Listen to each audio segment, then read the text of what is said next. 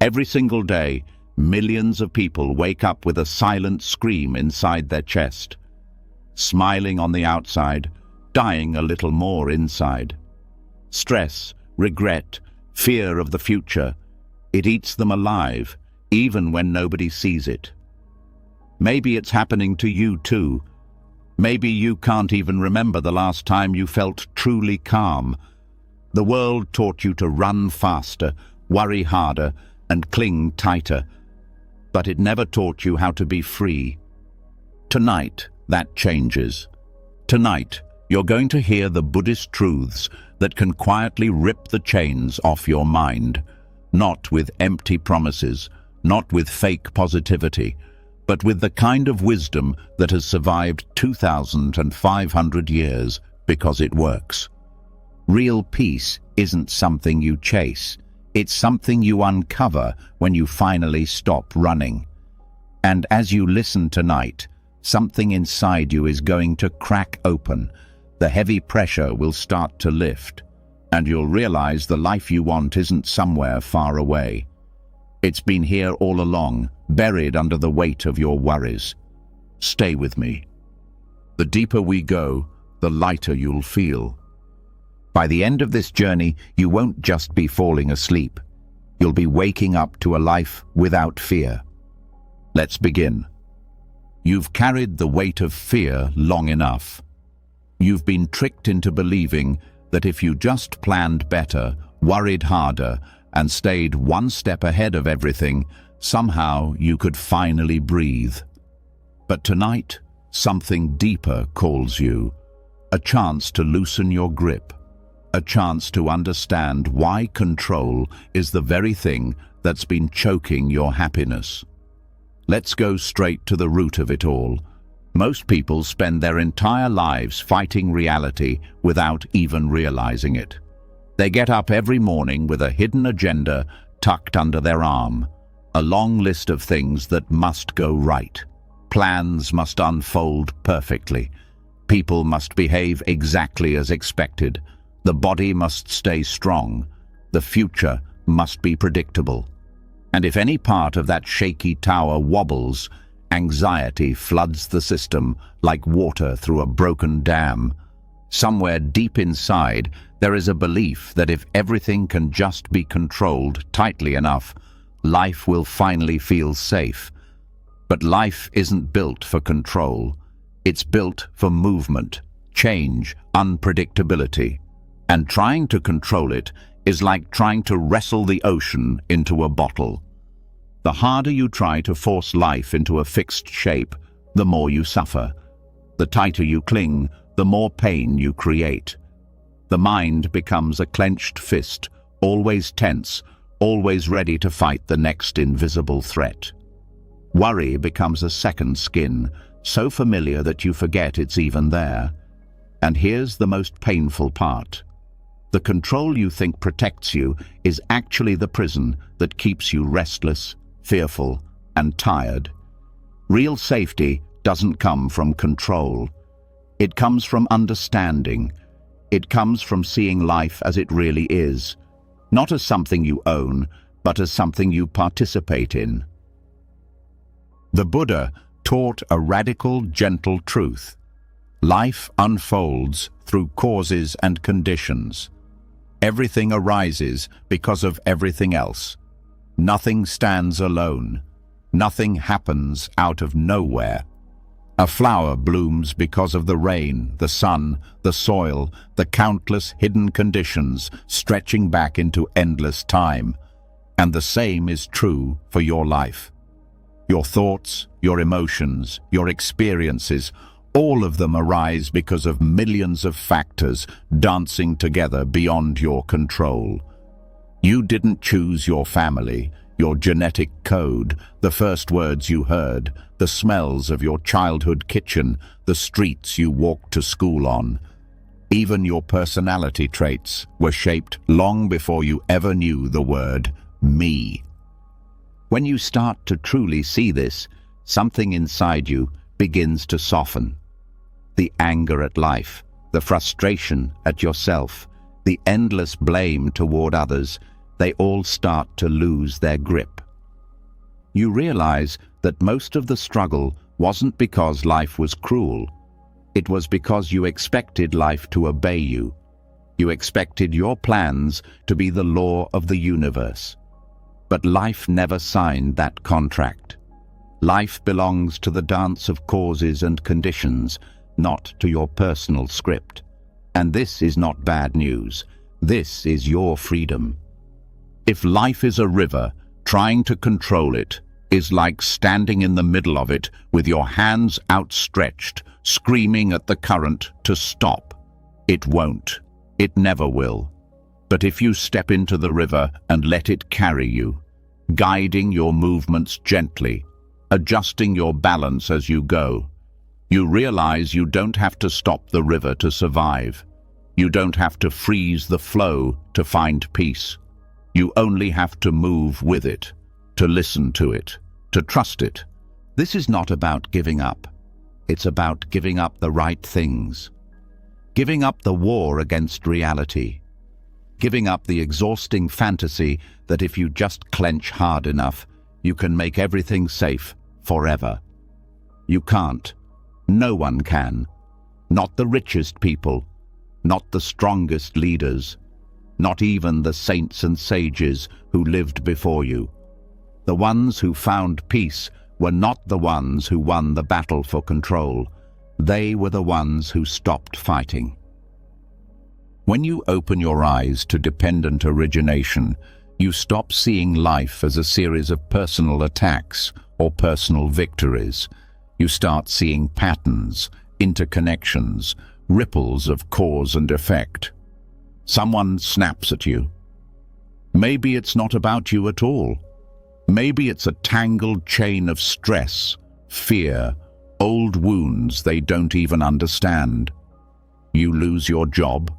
Maybe it's the economy shifting, not a sign that you are worthless. Your body aches and slows down.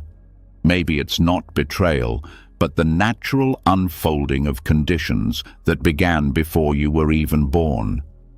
This view is not an excuse to be passive. It's an invitation to respond wisely instead of reacting blindly. It's the doorway to compassion for yourself and for everyone else caught in the same restless dance. When you stop needing to control every outcome, your shoulders lower without you even noticing. Your breath deepens. Your nights grow quieter. You start living differently, not because life gets easier, but because you are no longer at war with it. You still plant seeds. You still take action. You still care. But you do it with open hands, not clenched fists. You do it knowing that you are one thread in a vast tapestry, not the sole weaver of fate.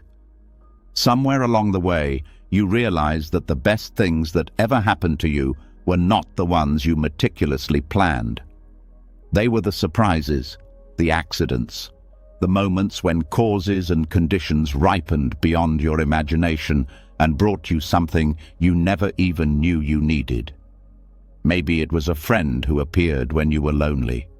Maybe it was a job you found after a failure. Maybe it was a realization that came only after heartbreak shattered your old certainties. None of those things were on your careful checklist, and yet they shaped you more than all your careful plans combined. Trusting the dance of causes and conditions doesn't mean you never feel fear again. Fear still visits. Doubt still taps at the window. But you learn not to invite them in for tea. You learn to bow to them as old visitors and let them pass. You learn to rest in something deeper than fear, the quiet, steady current of life itself. You learn to move without needing to know where the path will end. You learn to love without needing to control who stays and who leaves. You learn to breathe without needing guarantees about tomorrow. And here's the strangest, most beautiful part. When you stop trying to control life, Life often meets you with a kindness you couldn't have demanded. Opportunities arise that you didn't chase. Healing happens in places you had given up on. Connections blossom where you once saw only walls. None of this can be forced. It flows from trust, not from control. It flows from living in tune with reality, not from trying to bend reality to your will. Right now, there may be parts of your life where you're still gripping tightly. Parts where you whisper to yourself, "I can't let go, or everything will fall apart." Feel the ache of that. Feel the weight of carrying so much responsibility for a world you didn't create. And then, if you're willing, let that part of you breathe. Just a little. Just enough to feel a crack of light where the darkness once ruled. You don't have to let go of everything all at once. You only have to start. You only have to lean in the direction of trust, one moment at a time. This is the gentle collapse of control, not a violent shattering, not a shameful defeat, a soft, merciful surrender, a laying down of arms after a lifetime of fighting a battle you were never meant to win. And in that surrender, there is more strength than you ever knew you had. There is a clarity that burns away the fog. There is a peace that no amount of planning or worry could ever manufacture. Tonight, as your eyes grow heavy and your mind starts to drift, remember this: you were never meant to hold it all together. You were never meant to be the general of the universe. You were meant to dance, to move with life, to trust the river, to feel the wind against your skin and know that even when you don't understand it, life is carrying you exactly where you need to go. Let go. Let the river move you. Let the dance carry you home. Once you stop gripping life with clenched fists, once you start trusting the river to carry you, something even deeper begins to stir inside. You start noticing the hidden weight you've been dragging with you for years, the judgments, the grudges, the silent rage against yourself, against others, against the world, for not being what you needed it to be. If letting go of control was the first freedom, letting go of blame is the second, and it cuts even closer to the bone. Blame feels like armor, but it's actually chains. It promises protection, but it only sinks you deeper into pain. Tonight, you're going to discover what happens when you lay it down and finally walk free. The mind loves to blame. It's one of the oldest tricks for survival. When something hurts, the mind rushes to find someone to point a finger at. Someone must be guilty. Someone must be responsible for this pain. Maybe it's the person who broke a promise. Maybe it's the parent who didn't protect you. Maybe it's the boss who overlooked you. Maybe, when no one else is available, it's you. The mind spins endless stories of who failed, who hurt, who ruined things. It spins these stories because it's terrified of sitting with pain without a neat explanation. It's terrified of uncertainty. So it grabs blame like a sword, swinging wildly, trying to carve the chaos into something it can understand. But the sword of blame cuts both ways. Every time you raise it against the world, it also wounds your own heart. Blaming others keeps you trapped in the role of a victim. It makes you believe your peace depends on whether other people apologize, change, or pay for what they've done. It ties your happiness to forces you cannot control. And blaming yourself poisons the mind even faster. It creates an endless cycle of shame, regret, self-punishment. You keep reliving the same old mistakes, stabbing yourself with memories that cannot be changed. Every time you blame, whether outward or inward, you build another wall around your own heart. Buddhism offers another way, a radical way. a way that feels almost impossible until you taste the freedom it brings. Drop the blame. Drop it all. Not because others were right, not because you were wrong, but because blame itself is the heavy chain that keeps you locked inside suffering. Pain is part of life. Suffering is what happens when you add blame to the pain. There is a deep difference between recognizing cause and effect and laying blame. When something painful happens, it has causes. It arises because of countless conditions, just like everything else. But those causes are not always personal. They are not always malicious. They are not always deliberate. Most of the time, people hurt others because they themselves are hurting. Most of the time, the storm that hit your life wasn't sent with your name written on it. It was just a storm. Blaming it for raining on you is as pointless as blaming the clouds for being clouds. When you begin to see life this way, something extraordinary happens. You stop needing apologies to heal. You stop needing justice to move forward. You stop needing the world to kneel before you and admit its wrongs. You begin to understand that healing is something you can choose, not something you have to wait for. Forgiveness stops being a gift you give others. It becomes a doorway you open for yourself. Blame tells you that your pain is someone else's responsibility.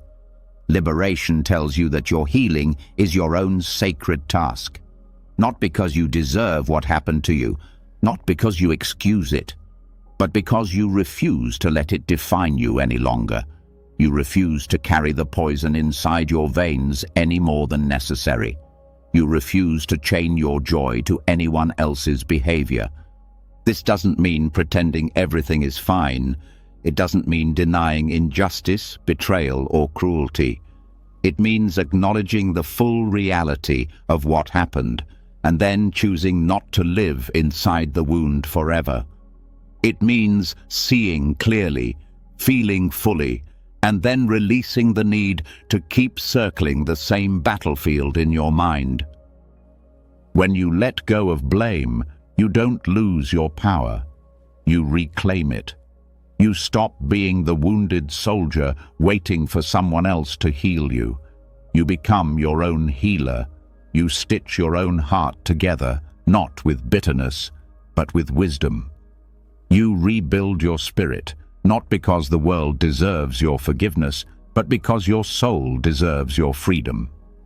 This liberation also means dropping the subtle, constant blaming of life itself. How many hours, how many years are wasted shaking your fist at fate? Blaming your bad luck, your difficult childhood, your broken relationships, your lost opportunities. How many days are ruined by the silent, bitter story, "It shouldn't have been this way"? It's tempting to think that blaming life will somehow shame it into giving you better cards. But life doesn't bargain. Life doesn't play favorites. Life simply moves, endlessly weaving causes and conditions, endlessly offering moments, endlessly shifting and changing. The river flows whether you curse it or bless it. The only thing that changes is how you experience the ride. Dropping blame is like unclenching a fist that has been tight for decades. At first it feels strange, weak, vulnerable. The mind panics. If you let go of blame, who will protect you? Who will defend your wounds? But slowly, you realize something astonishing. The protection you were seeking was never in blame. It was in clarity. It was in acceptance. It was in standing naked in the truth of your life and realizing you are still here, still breathing, still worthy of joy. Even when others do not understand, even when apologies never come, even when life refuses to explain itself, you are free. Tonight, as you drift closer to sleep, Feel for the places inside you that are still clutching blame. The old betrayals, the ancient disappointments, the anger at yourself for what you didn't know, didn't do, didn't say. Feel them rise. Feel them ask to be held, judged, fought over once again. And then, if you're ready, bless them. Bless them like old scars that no longer need to bleed. Bless them and let them go. There is no need to punish yourself for surviving. There is no need to punish others for being lost. The liberation of no blame is not passive. It's not surrender to injustice. It's a fiery, courageous act of reclaiming your heart from the endless courtrooms of your mind. You are not here to be the judge and jury of every wound that touched you. You are here to live, to laugh, to breathe, to love again. You are here to turn the heavy pages of your past and finally start a new chapter, not because the past disappears, but because it no longer defines you. Let it go. Let it all go. Blame only keeps you staring backward. Liberation is the quiet turning of your face toward the rising sun. And tonight, in the silence, with nothing but your own breath to guide you, you can choose it. You can lay down the sword. You can stop guarding the ruins. You can step into the vast, open field of life again, lighter, softer, free. The moment you let go of blame, you begin to feel a strange quietness inside, almost unfamiliar. The usual storms lose their power. The mind, so used to fighting enemies inside and out, suddenly finds itself standing in a wide, open space. But even in this openness, there are two hidden traps waiting to pull you back into suffering: hope and fear, two forces that seem so different but deep down are twin faces of the same chain. To stay free, to stay truly at peace, you have to walk the narrow bridge between them without falling into either side. And tonight, you are going to learn how. Hope makes you chase what isn't here. Fear makes you run from what hasn't come. Both steal your life away. There is a better way, hidden right in the middle.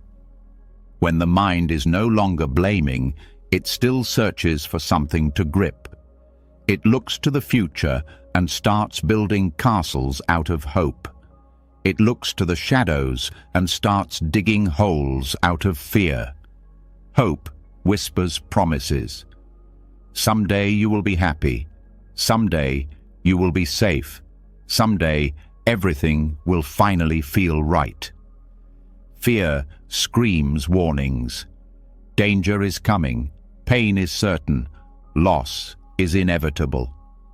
And trapped between these two voices, the heart tightens again, slowly, silently, without even realizing it has picked up a new form of suffering. Hope is not the sweet blessing it's often made out to be. Hope, for most people, is actually a quiet form of fear. It says, "I am not okay now, but maybe later I will be." It teaches you to chase life like a dog chasing a moving car, always running, never arriving.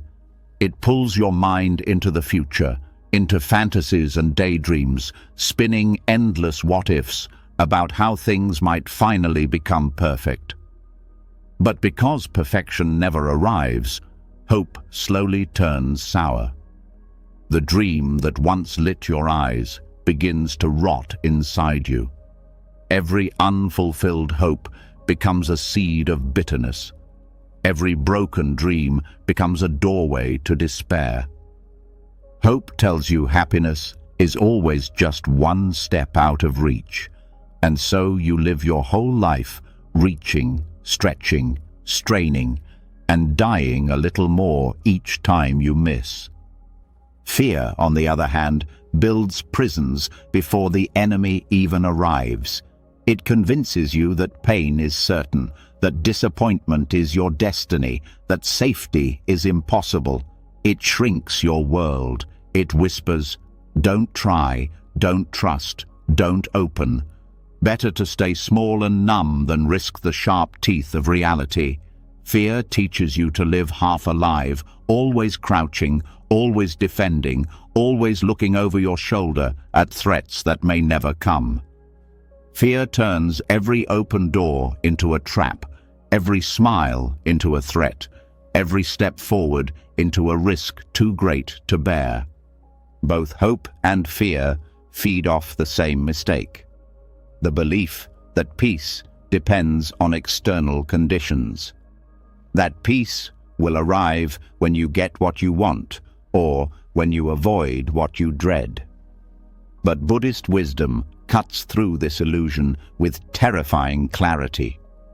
Peace is not found at the end of hope's road. Safety is not guaranteed by fear's defenses. Peace is here, in the middle, when you stop running toward or away from anything. The middle way, as the Buddha taught, is not a dull grey line between two colourful extremes. It is a vivid, living freedom from the entire game of grasping and rejecting. It is the realization that you are already whole, even if your dreams never come true. That you are already safe, even if your worst fears come to pass. It is standing in the very heart of your life without leaning forward into desire or backward into fear, balanced like a flame that neither flickers too wildly nor dies out from neglect. Living in the middle feels strange at first. It feels empty, almost boring compared to the roller coaster of hope and fear you have known all your life. The highs are lower, the lows are softer. There are fewer grand dramas, fewer desperate prayers. Instead, there is a steady hum beneath everything, a quiet aliveness, a simple joy in each breath, each step, each moment as it is. You start to see that hope and fear were just tricks of the mind, stories you told yourself to avoid, facing the radical simplicity of reality. Reality without fantasy. Reality without horror stories. Just this, just now, just being. And once you taste this kind of life, even for a moment, you realize it is worth more than a lifetime of dreams or 1,000 lifetimes of safety. Walking the middle path does not mean you stop caring. It means you care without clinging. You can love without needing guarantees. You can work without being obsessed with results. You can plan without being destroyed when plans fall apart. You can enjoy without needing it to last forever. You can grieve without being drowned. You can hope lightly, like blowing a feather into the air, and if it falls, you can smile and let it go. Hope and fear are both forms of violence against the present moment. They say, "This is not enough." They say, "What is happening now is just an obstacle on the way to something better or worse." They say, "Do not rest, do not trust, do not open." But the middle way invites you to sit down inside your life as it is. Not because it is perfect, not because it will stay this way, but because it is the only place real peace can ever be found. When you live in the middle, you discover that life takes care of itself better than your hopes and fears ever could. That joys appear without being chased. That dangers are met and passed through without being rehearsed 1,000 times in advance. That you are stronger than you thought, and softer too. That you can face change without crumbling. That you can let go without losing yourself. Every moment you practice walking the middle way, your mind becomes a little steadier. Your breath becomes a little deeper. Your eyes open a little wider. and the endless cycle of chasing and fleeing starts to loosen its grip. You become a little more like the sky, holding clouds without clinging to their shapes, letting storms pass without fearing they will destroy you. Hope says, life will be good when. Fear says, life will be bad if. The middle way says, life is now. Life is this. Life is unfolding in ways you cannot control and do not need to control. Your task is not to guarantee a happy ending. Your task is to meet each moment with courage, with kindness, with clarity. This path is not easy.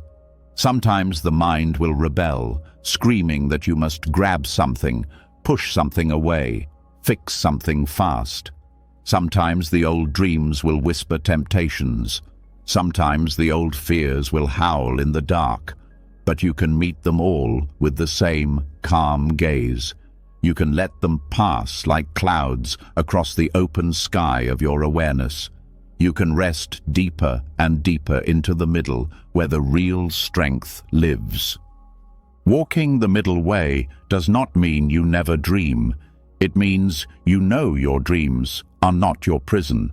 It means you can love your hopes like children playing in a field, laughing when they stumble, blessing them as they run out of sight. It means you can acknowledge your fears like old neighbors, nodding respectfully, but not inviting them in to stay. Tonight, as you listen to the quiet rhythm of your breath, feel for the places where hope is still pulling you forward, or fear is still dragging you back. Feel the tightness they create, the way they shrink or stretch your spirit, and then, gently, invite yourself to settle back into the middle, right here, right now, without needing more, without fearing less. Life, just as it is already a miracle, not because it matches your dreams, not because it avoids your fears, but because it exists at all, because you exist at all, because even in all its imperfection, life continues to offer you this next breath, and this one, and this one. You don't have to fix everything tonight. You don't have to find all the answers. You only have to take one small step closer to the center. One small breath deeper into the moment. One small release of the old chains of hope and fear. Over time, those small steps add up to a freedom larger than anything you ever dared to hope for. Stay here. Stay steady. Stay open. Let the middle path carry you like a gentle current through the vastness of life. And maybe, just maybe, you will find that the peace you spent your whole life chasing was never in the future at all. It was right here, waiting quietly beneath your feet all along. When you begin walking the middle path, something in you starts to quiet down. The desperate chase for more fades, the frantic urge to run from fear softens. But even as you find balance, a quieter enemy lurks in the background. The endless spinning of what-if thoughts, the silent, restless rumination about what could happen, what might go wrong, what needs to be protected at all costs. It doesn't scream like fear or seduce like hope. It gnaws slowly and silently. Tonight, we step into this hidden battlefield and learn how to walk free from it once and for all. Worry tricks you into believing that thinking about every bad possibility will save you. But it's a trap that keeps you stuck in fear without ever making you safer. There's a way out, and it begins right where you are. The mind loves to rehearse disasters. It believes that if it can just predict every danger, it can outsmart pain. So it spins endless stories. What if I lose my job? What if I get sick? What if they leave me? What if I fail? What if everything falls apart? At first, it feels like strategy, like preparation, but after a while, it turns into a sickness of the spirit, a paralysis of the soul. You become trapped, not by the life you are living, but by the life you are imagining. Your feet may be standing safely on the ground, but your heart is drowning in the storms of what-ifs that only exist in your head. Mindfulness cuts through this with the sharpness of a sword and the gentleness of a feather. Mindfulness doesn't argue with the what-ifs. It doesn't fight them or reason with them. It simply notices, this is thinking. This is a mind spinning stories. This is not reality. This is not what's happening right now. And in that simple noticing, the entire nightmare starts to crumble. Mindfulness anchors you back into the only place where life is actually happening. Here, now, this breath, this heartbeat, this moment. The mind will protest. It will scream that you must keep thinking, keep worrying, keep rehearsing. It will tell you that to stop thinking about the future is reckless, dangerous, foolish. But mindfulness sees through the lie. It knows that anxiety is not the price you pay for safety. It is the cost you pay for abandoning the present. When you live in the mind's endless theater of what-ifs, you are always fighting shadows. You prepare for disasters that never come. You grieve losses that never happen. You waste the sweetness of today trying to control a tomorrow that doesn't even exist yet. Every minute lost in what-ifs is a minute stolen from your actual life. And when real challenges do come, and they will, you meet them not with the calm strength of preparation, but with the exhausted panic of someone who has already fought 100 imaginary battles before the real one ever began. Mindfulness invites you to put down the sword, to stop fighting shadows, to come home to the one place where you actually have power, to the present. It teaches you to see thoughts as just thoughts, not prophecies, not threats, not commands, just passing clouds in the sky of your awareness. You don't have to believe everything you think. You don't have to obey every fearful prediction your mind offers. You can notice the what-ifs rising, nod to them like passing strangers, and then return your attention to the ground under your feet, the air in your lungs, the quiet beating of your heart. The more you practice this, the more you start to realize how much life you have been missing, how many sunsets you didn't fully see because you were worrying about a storm that never came, how many smiles you didn't fully receive because you were rehearsing arguments that never happened, how many nights you didn't truly rest because you were planning for disasters that never arrived. Mindfulness is not about becoming perfect. It's about becoming present, about living fully in the only place where life ever actually happens. Anxiety feeds on the future. It cannot survive in the now. When you are truly here, really tasting your food, really feeling the warmth of the sun, really hearing the laughter of a friend, there is no room for fear to grow. Fear needs a gap, a space between now and what might come. When you close that gap by returning fully to the present, fear withers like a plant without water. This doesn't mean you never plan for the future. Planning is useful, worry is not. Planning happens in a few minutes of clear thought, grounded in the reality of now. Worry drags you into hours of imaginary suffering, drowning you in possibilities that have not and may never come to pass. Mindfulness teaches you to act when needed and to rest when action is done.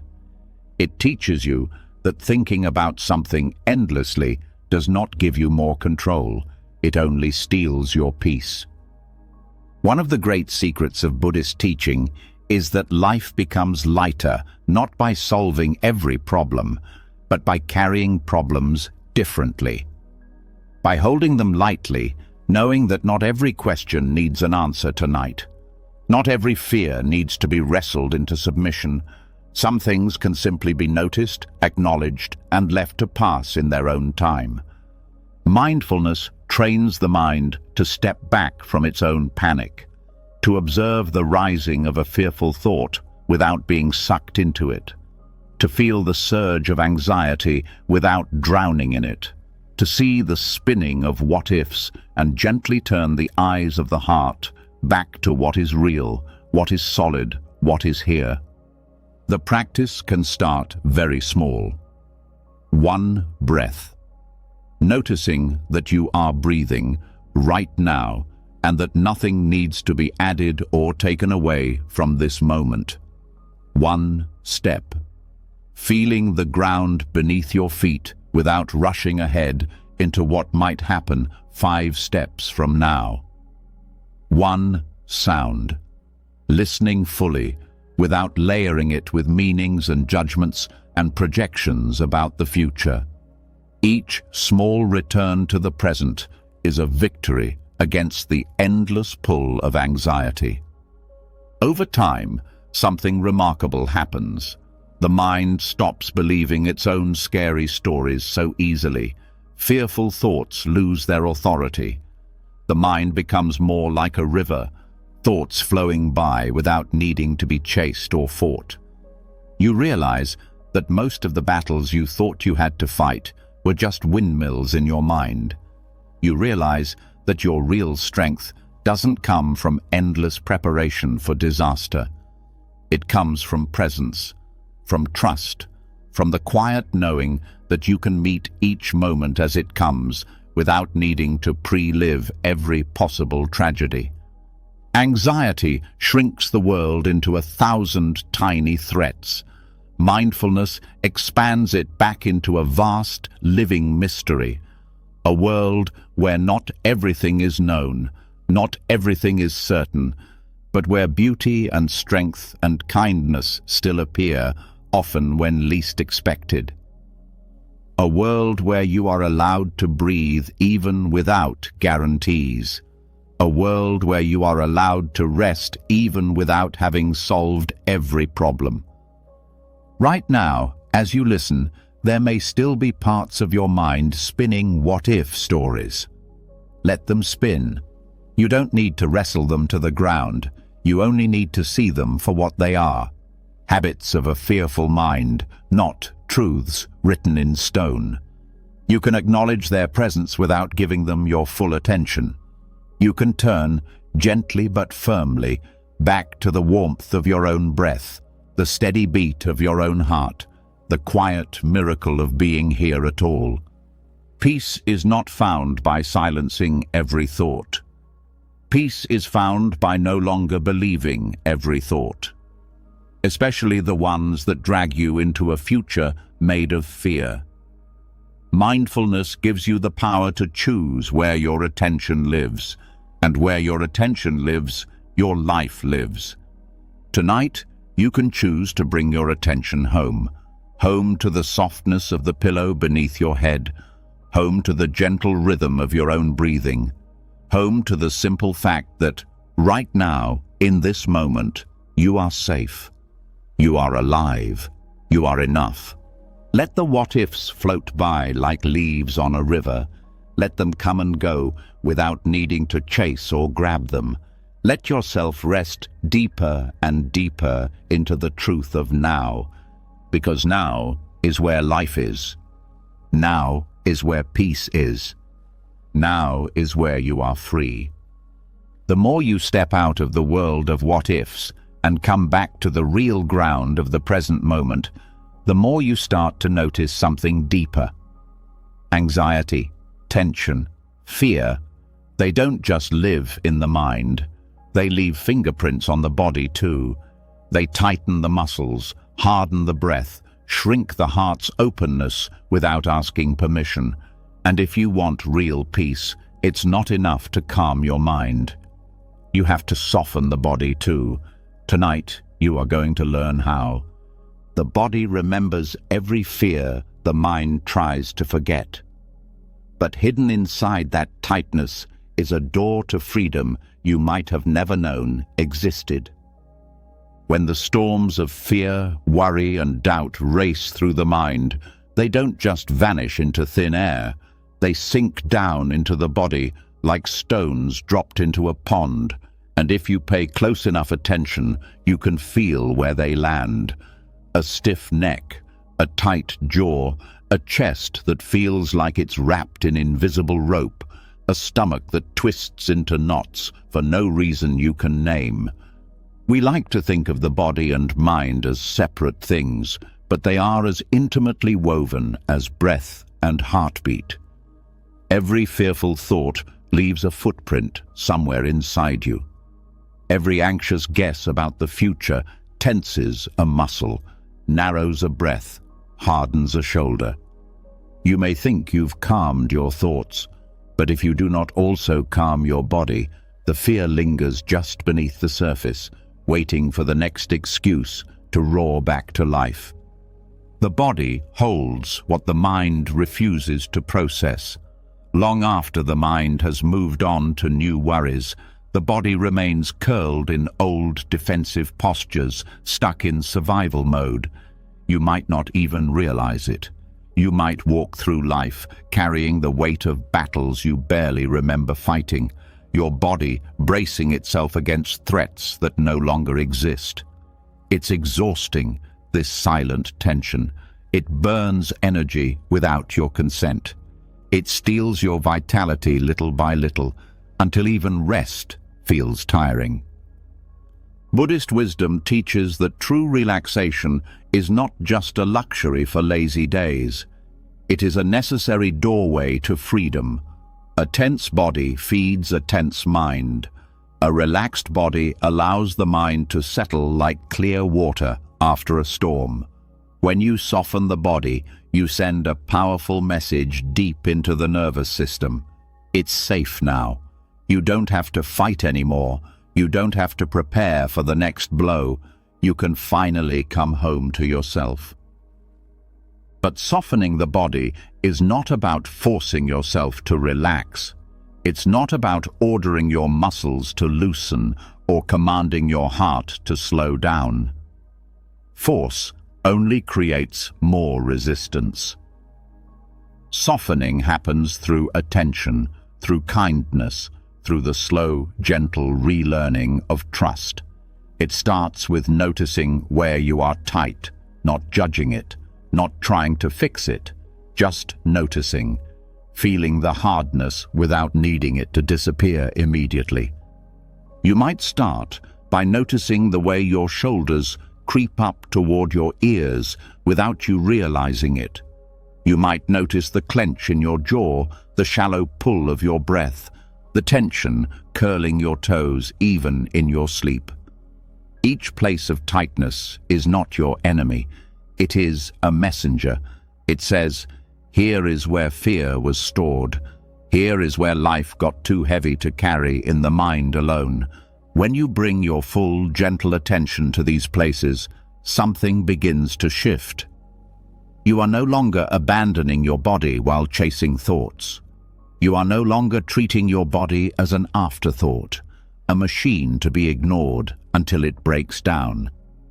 You are coming back. You are listening. And the body, in its deep wisdom, responds to being heard. Muscles start to soften without being forced. Breath starts to deepen without being controlled. The heart starts to open without being ordered to do so. There are simple practices rooted in Buddhist tradition that help awaken this softness. One is the mindful body scan, where you slowly move your awareness through the body, feeling each part without trying to change anything, just feeling, just noticing. Another is conscious breathing, placing one hand on the chest and one on the belly, and feeling the natural rise and fall with full presence, as if you were cradling a newborn. Another is loving kindness meditation directed toward your own body, silently offering phrases like, "May you be safe, may you be relaxed, may you be at ease." These practices are not magic tricks.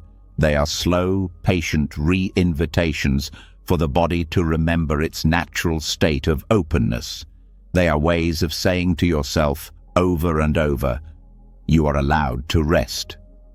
You are allowed to loosen your grip. You are allowed to feel good without earning it through endless vigilance. It may not happen all at once. The body, like any wounded animal, needs time to learn that it is safe again. It needs repeated experiences of gentle attention.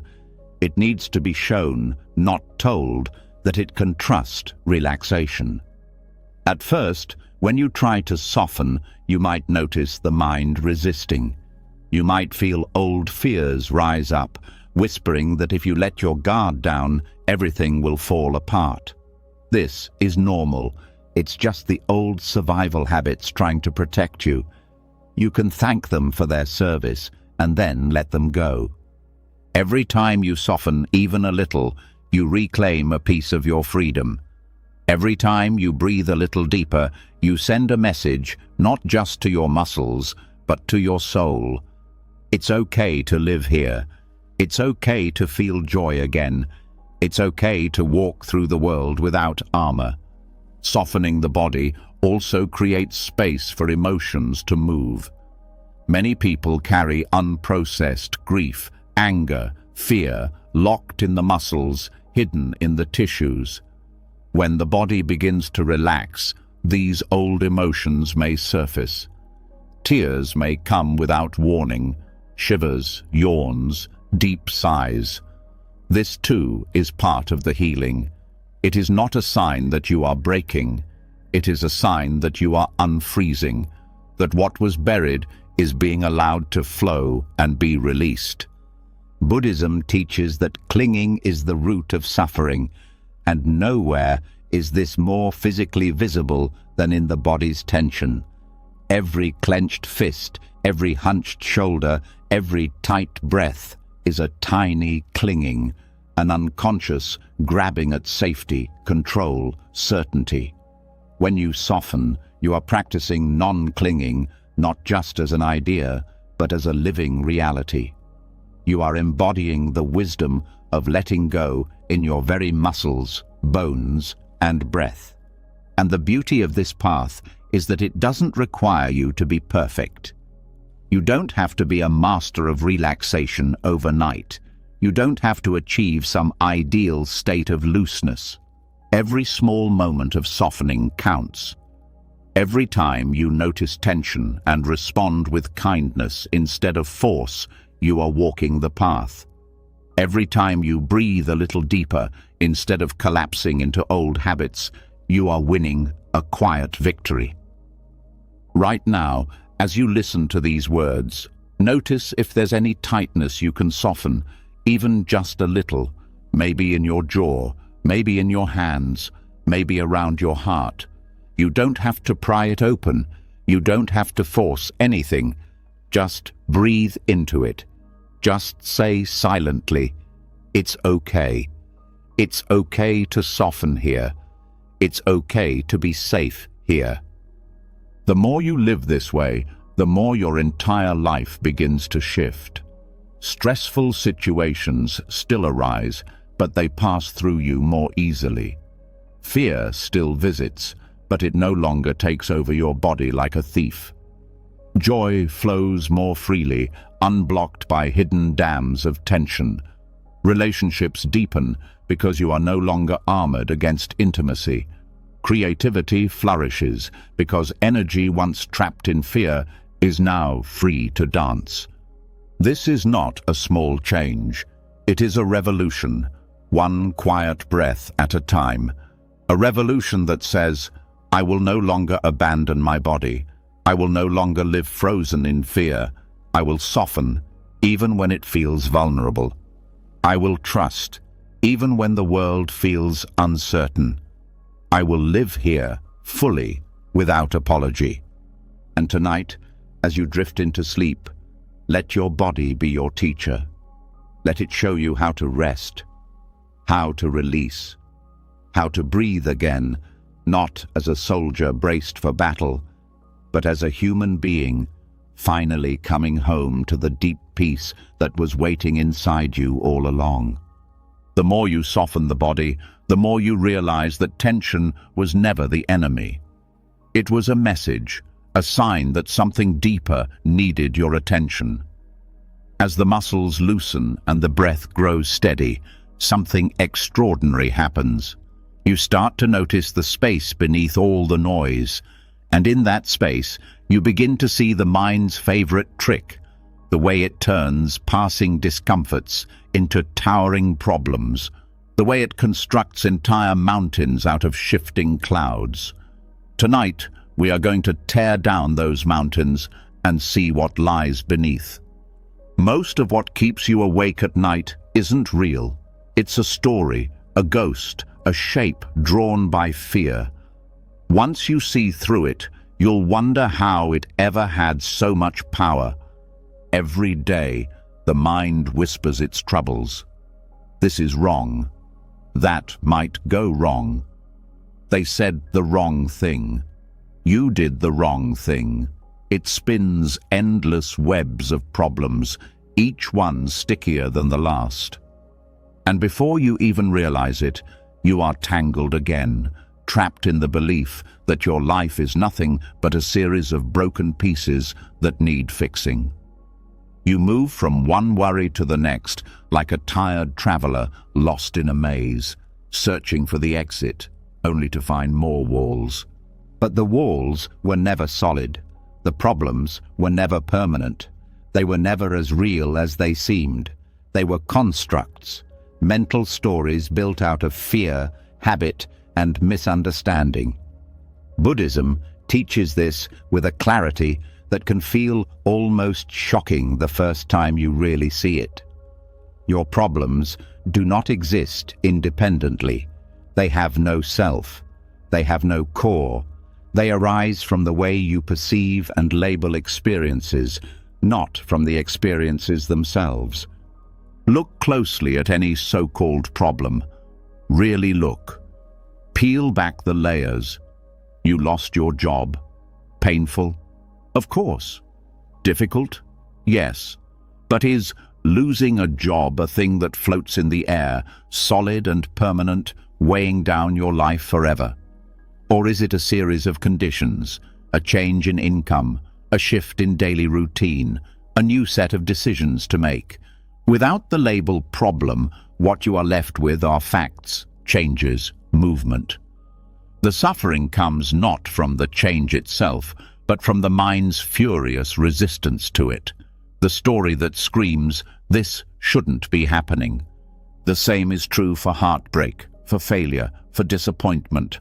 Pain arises, as it must in any living body.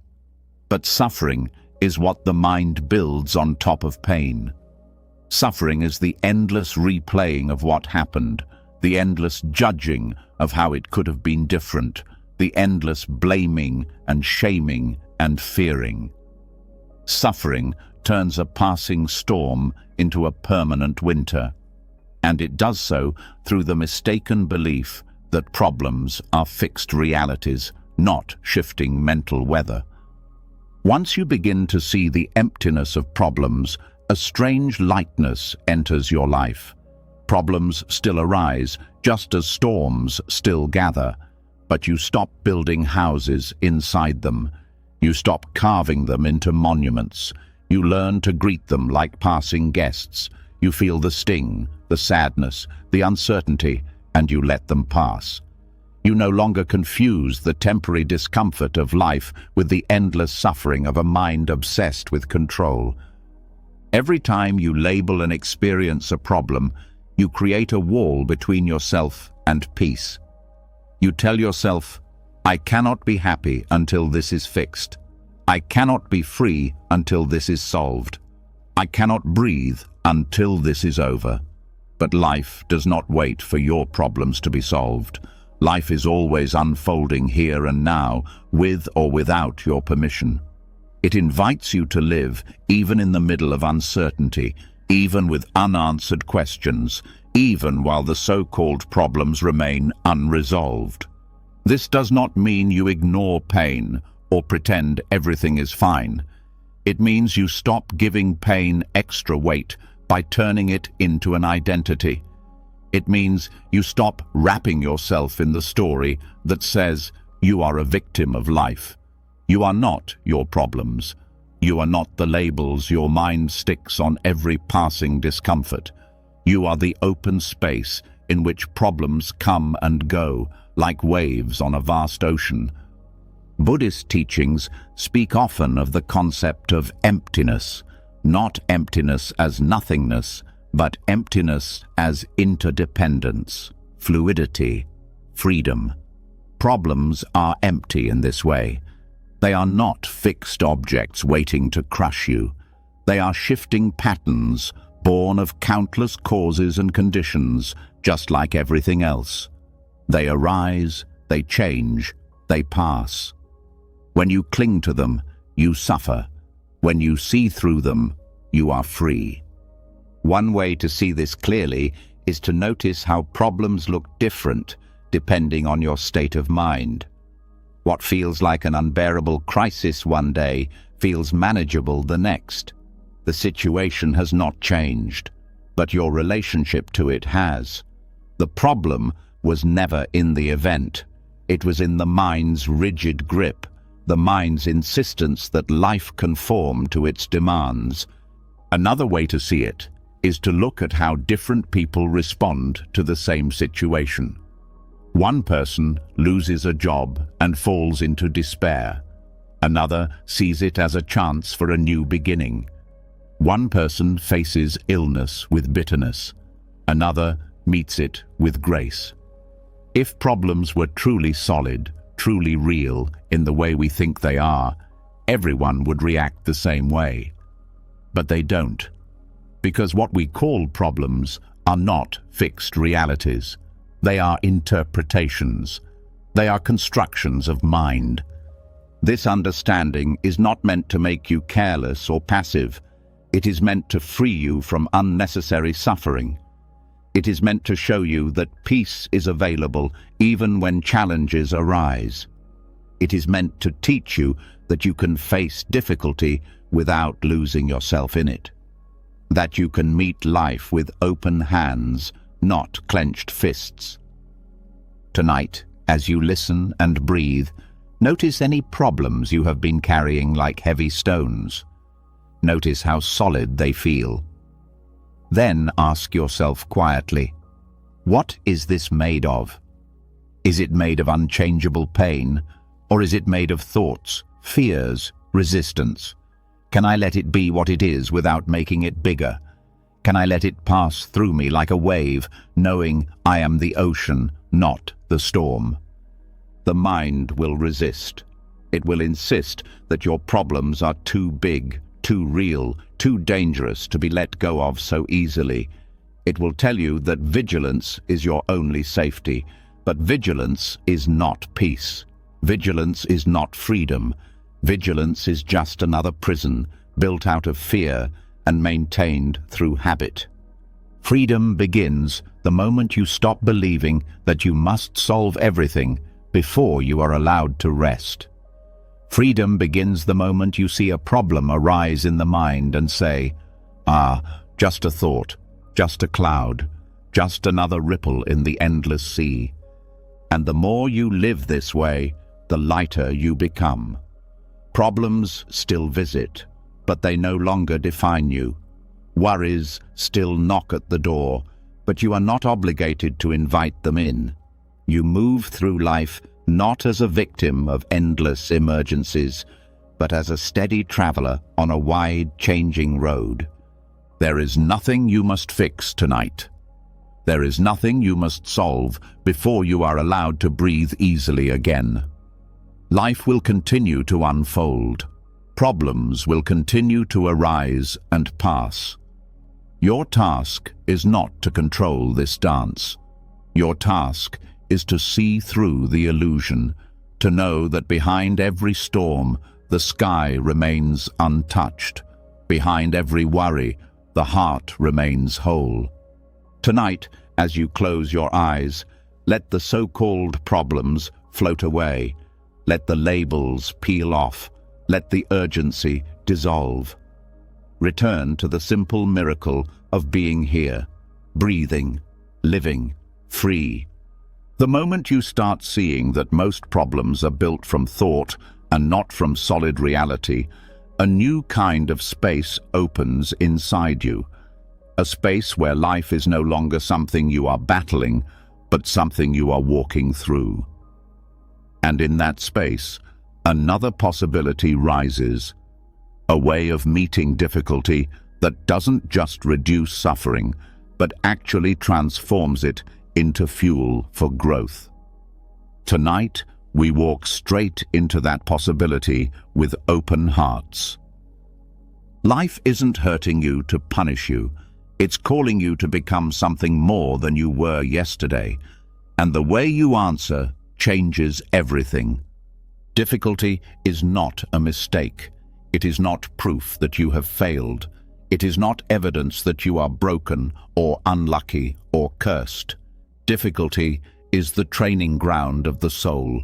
It is the fire that softens what is rigid in you, the wind that clears away what is dead, the storm that waters seeds you didn't even know you had planted.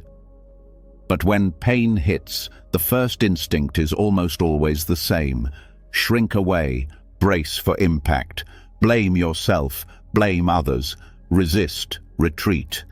And in that resistance, what could have been a doorway becomes a wall. The compassionate reframe is the art of seeing difficulty differently. It is not pretending that pain is pleasant. It is not forcing a smile through clenched teeth. It is the radical act of meeting life's hardest moments with the question, what is this teaching me? How can this break me open instead of shut me down? How can this deepen my compassion, strengthen my courage, sharpen my clarity? When something painful happens, the mind usually leaps to judgment. This is bad. This is unfair. This must be avoided. But if you pause, if you breathe, if you soften your gaze, you may begin to see something else. You may begin to see that every hardship carries within it the seeds of a new strength. Every disappointment is carving out space for deeper wisdom. Every loss is hollowing a place inside you that, someday, can hold even greater love. Compassion for yourself in difficulty means refusing to add cruelty to pain. It means recognizing that suffering already hurts enough without you piling judgment and shame on top of it. It means speaking to yourself the way you would speak to a dear friend who is hurting, gently, kindly, patiently. It means allowing yourself to be human, to stumble, to grieve, to feel lost, without making it mean that you are worthless or weak. Compassion for others in difficulty means remembering that everyone is carrying battles you cannot see, that anger often hides heartbreak, that cruelty often masks fear, that distance often shields vulnerability. When you meet others' difficulties with compassion instead of judgment, you stop taking everything so personally. You stop reacting to surface behavior and start seeing the deeper currents underneath. And this seeing changes you, it softens you, it opens you to connection even in the middle of chaos. Every difficulty contains two paths. One leads to bitterness, contraction, isolation. The other leads to wisdom, expansion, love. The path you walk depends not on what happens to you, but on how you choose to meet it. And choice is the key word here. You cannot always choose what life gives you, but you can choose how you frame it. You can choose what story you tell yourself about it. You can choose whether it becomes a wound you carry or a root that anchors you deeper. The compassionate reframe asks you to trust that even when you cannot see the purpose of a struggle, purpose still exists. It asks you to trust that life is not wasting your pain, that every tear, every loss, every shattered expectation is being woven into a tapestry you cannot yet see the full picture of. It asks you to walk forward even when the ground feels broken, trusting that growth is happening underneath the surface. This is not easy. It requires deep courage. It requires patience when everything inside you wants quick answers. It requires humility when pride screams for certainty. It requires tenderness when old habits tell you to harden your heart. But every time you meet difficulty with compassion, you change something fundamental in yourself. You stop being merely a survivor. You become a student of life itself. You stop fighting the weather and start learning to sail. There will be times when the compassionate reframe feels impossible. Times when the pain is too fresh, the wound too raw, the loss too deep. In those times, compassion means not forcing yourself to reframe prematurely. It means holding space for grief, for anger, for confusion. It means allowing yourself to be exactly where you are without rushing to find meaning. Compassion doesn't hurry healing. It trusts that understanding will come in its own time, like seeds breaking open in the dark soil before they ever reach the light. One day, often when you least expect it, you may look back on a time you thought would destroy you and realize it shaped you into someone stronger, kinder, braver. One day, you may thank the storm for the roots it helped you grow. One day, you may see that the breaking was not the end of the story. It was the beginning of a deeper chapter. The compassionate reframe also teaches you to honor small difficulties, not just the major ones.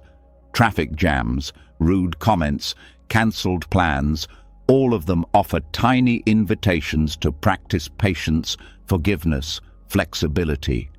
Every small irritation is a chance to grow micro-strengths that build resilience for the bigger storms. Every small challenge is a rehearsal for the deeper acts of courage and love that life will someday ask of you. Compassion does not mean passivity. It does not mean accepting injustice or tolerating abuse. It means responding from wisdom rather than reactivity. It means standing firm without hardening your heart. It means setting boundaries without losing your kindness. It means refusing to let pain make you smaller, meaner, or more fearful. It means letting pain deepen your roots instead of scorch your branches. Right now, as you listen, think of a difficulty you are carrying. Something that feels heavy, unfair, unwanted. Feel the weight of it fully, without pretending it doesn't hurt. Then, gently, ask yourself, what if this is not punishment, but invitation? What if life is not trying to crush me, but trying to carve out more space in me for wisdom, for courage, for love? What if this is not the end of my story, but the place where my soul learns to rise? You don't have to answer right away. You don't have to force yourself to see the gift in every wound tonight. You only have to be willing to believe that such a gift might exist. That willingness alone cracks open the door to transformation. That willingness alone plants the seeds of a new way of living. Every difficulty, reframed with compassion, becomes a doorway to deeper freedom. Every pain, met with softness instead of harshness, becomes a teacher instead of a jailer. Every stumble, seen through the eyes of kindness, becomes part of the dance instead of a reason to quit. And maybe the greatest secret of all is this: the more you practice compassion toward your own struggles, the more you become a refuge for others. The more you hold your own pain with tenderness, the more you can hold others' pain without judgment. The more you forgive yourself for your humanity, the more space you create for the humanity of everyone around you. Tonight, as you rest, let your difficulties soften. Let them be heavy if they must, but do not let them be enemies. Hold them like old friends you are just beginning to understand. Listen to what they are teaching. Trust that even now, even here, life is shaping you in ways you cannot yet see. And in that quiet trust, you will find a peace that no storm can take away. Once you begin to meet your difficulties with compassion, you realize something unexpected. Life stops feeling like a series of battles you have to win. It starts feeling more like a river you can float along, even when the currents grow rough. But even with compassion in your heart, there is still a force that can pull you back into panic if you are not careful. The force of speed, the habit of rushing, reacting, forcing. Tonight, we are going to slow everything down. And in that slowness, you will find a kind of strength you may have forgotten you had. Rushing is a thief. It steals your clarity, your breath, your peace. Slowness doesn't mean falling behind. It means finally moving in a way that your soul can keep up. There is a deep lie buried in modern life, a lie so common that most people don't even realize they are living by it. The lie says that faster is better, that urgency means importance, that rushing through decisions, conversations, days and years is the price of success, the mark of commitment, the proof that you are doing life right. But if you really stop and look, you will see the truth hiding in plain sight. Rushing doesn't bring more life. It brings less. It shrinks your awareness. It scrambles your heart. It scatters your energy across 1,000 frantic motions, leaving you tired and empty even when you have accomplished nothing real. Deliberate slowness is not laziness. It is not weakness. It is the forgotten art of living at the speed of wisdom. Moving slowly is how you reclaim the ability to actually see what you are doing, hear what you are saying, feel what you are feeling, choose what you are becoming. Moving slowly doesn't mean you stop.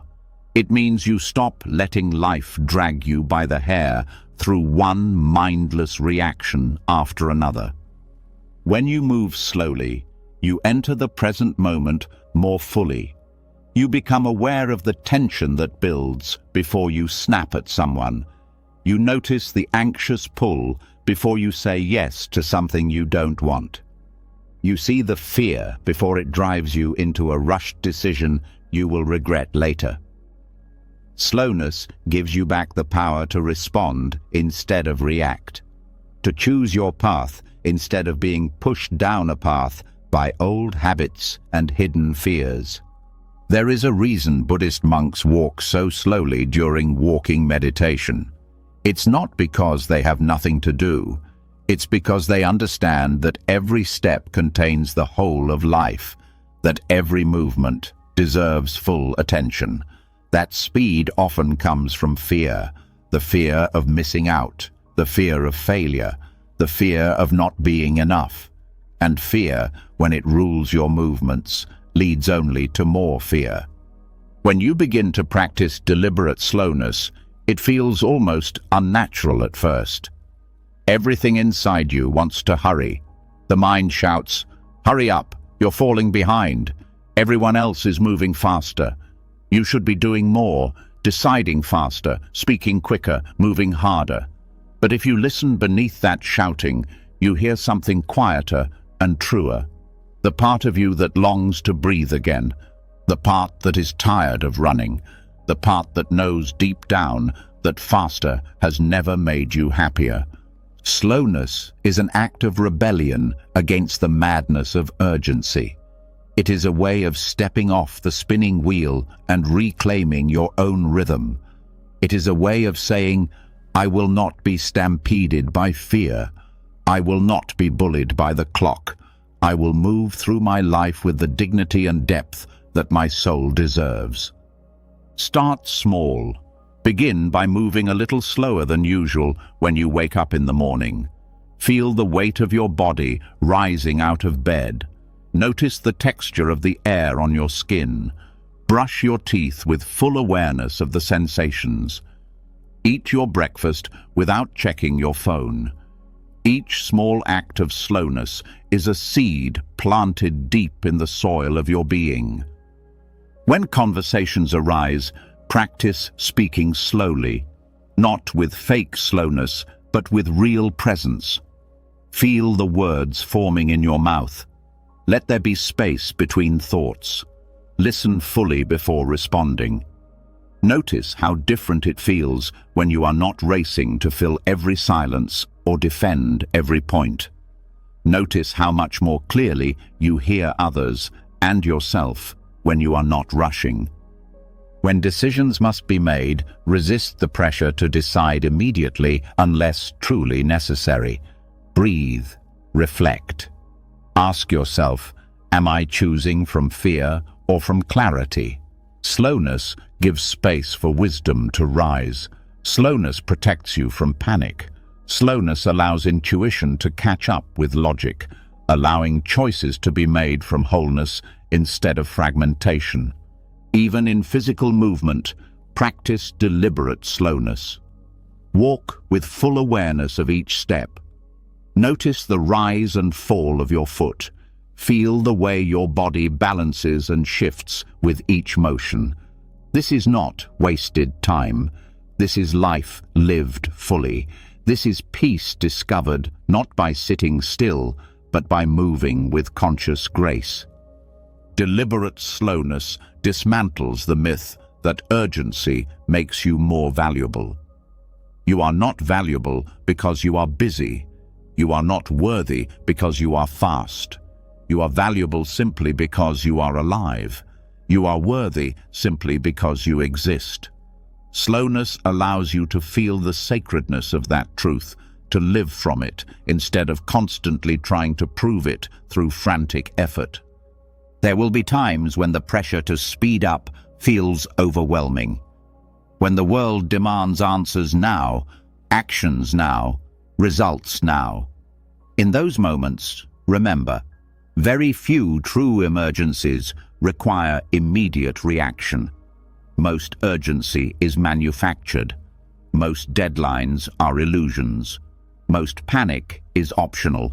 And every time you choose slowness over frenzy, you are practicing faith, not in a perfect outcome, but in your own ability to meet life wisely, steadily, bravely. Slowness teaches you to trust the unfolding of life, to trust that you do not need to force everything into place, to trust that what is meant for you will not pass you by simply because you pause to breathe. It teaches you to honor the seasons of your own energy, to rest when needed, to act when ready, to trust the natural tides of engagement and retreat. Panic shrinks the mind. It narrows the world to a single desperate focus: survive, control, fix. Slowness expands the mind. It opens the world to wider possibilities. Observe, reflect, trust. In the space that slowness creates, new insights can emerge. New paths can be seen. New wisdom can be heard. Tonight, as you breathe quietly in the dark, feel for the places inside you that are still rushing. The old urgency that clutches at your chest. The old habit that shouts in your ear. Feel them without judgment. Thank them for trying to keep you safe. And then, gently, let them soften. Let them slow. You have nothing to prove tonight. You have nowhere to rush to. You have permission to move at the speed of your own soul, to breathe fully, to live deeply, to walk slowly through the garden of your life, noticing the flowers you would otherwise miss, hearing the birds you would otherwise drown out, feeling the warmth of the sun you would otherwise run past. The world will continue spinning, deadlines will continue appearing, challenges will continue rising, but you do not have to meet them with panic. You can meet them with presence, with steadiness, with the deep, quiet power that only grows when you choose to move slowly enough to feel your own life happening. And maybe, just maybe, you will find that the things you feared losing by slowing down, the opportunities, the respect, the victories, were never as precious as the peace you gain by coming home to yourself. Tonight, and every night after, let slowness be your rebellion, your healing, your prayer. Let it teach you how to be fully here, fully alive, fully at peace. As you slow down, as you step off the frantic treadmill of urgency, you start seeing the outlines of something even deeper. You start noticing that underneath most panic, underneath most fear, underneath most of the restless craving for control, there is a fragile idea you have been carrying without even realizing it. The idea of yourself, the story of who you think you are. And tonight, you are going to begin the quiet, powerful work of loosening that story and discovering the freedom that waits beyond it. Most of your pain isn't about what's happening. It's about what you think it means about you. Letting go of that story could be the most freeing thing you ever do. Almost everything you fear, when you trace it all the way down to its roots, is not fear of pain, or fear of loss, or even fear of death. It is fear of what pain, loss, or death will say about you. Fear that suffering will mean you are weak. Fear that failure will mean you are worthless. Fear that imperfection will mean you are unlovable. Fear that change will mean you are nothing at all. The mind builds an identity out of hopes, achievements, memories, beliefs. It builds an I the way a bird builds a nest, from scattered bits and pieces picked up along the way. And then it spends a lifetime trying to protect that nest at all costs. But what if the nest isn't you? What if the stories you tell yourself about who you are, smart, successful, broken, unworthy, important, invisible, are just that, stories, temporary constructions, inventions? What if who you are runs deeper, so deep that it has no label, no shape, no edges to defend? Buddhist wisdom points ruthlessly and lovingly to this truth. There is no fixed self, no solid, separate entity called me that must be protected at all costs. There is only a flow of experiences, sensations, thoughts, emotions, rising and passing like waves on a vast sea. The pain comes when you mistake the passing waves for the ocean itself. When you cling to an image of yourself and treat every challenge, every insult, every failure as a threat to that image. When you believe you are the body, every wrinkle becomes a crisis. When you believe you are your achievements, every setback becomes a humiliation. When you believe you are your relationships, every conflict becomes an existential threat. When you believe you are your thoughts, every dark idea becomes a personal failure. The deeper the attachment to the self-story, the more tightly fear coils around your heart. But when you start to loosen the grip on I, a new space opens.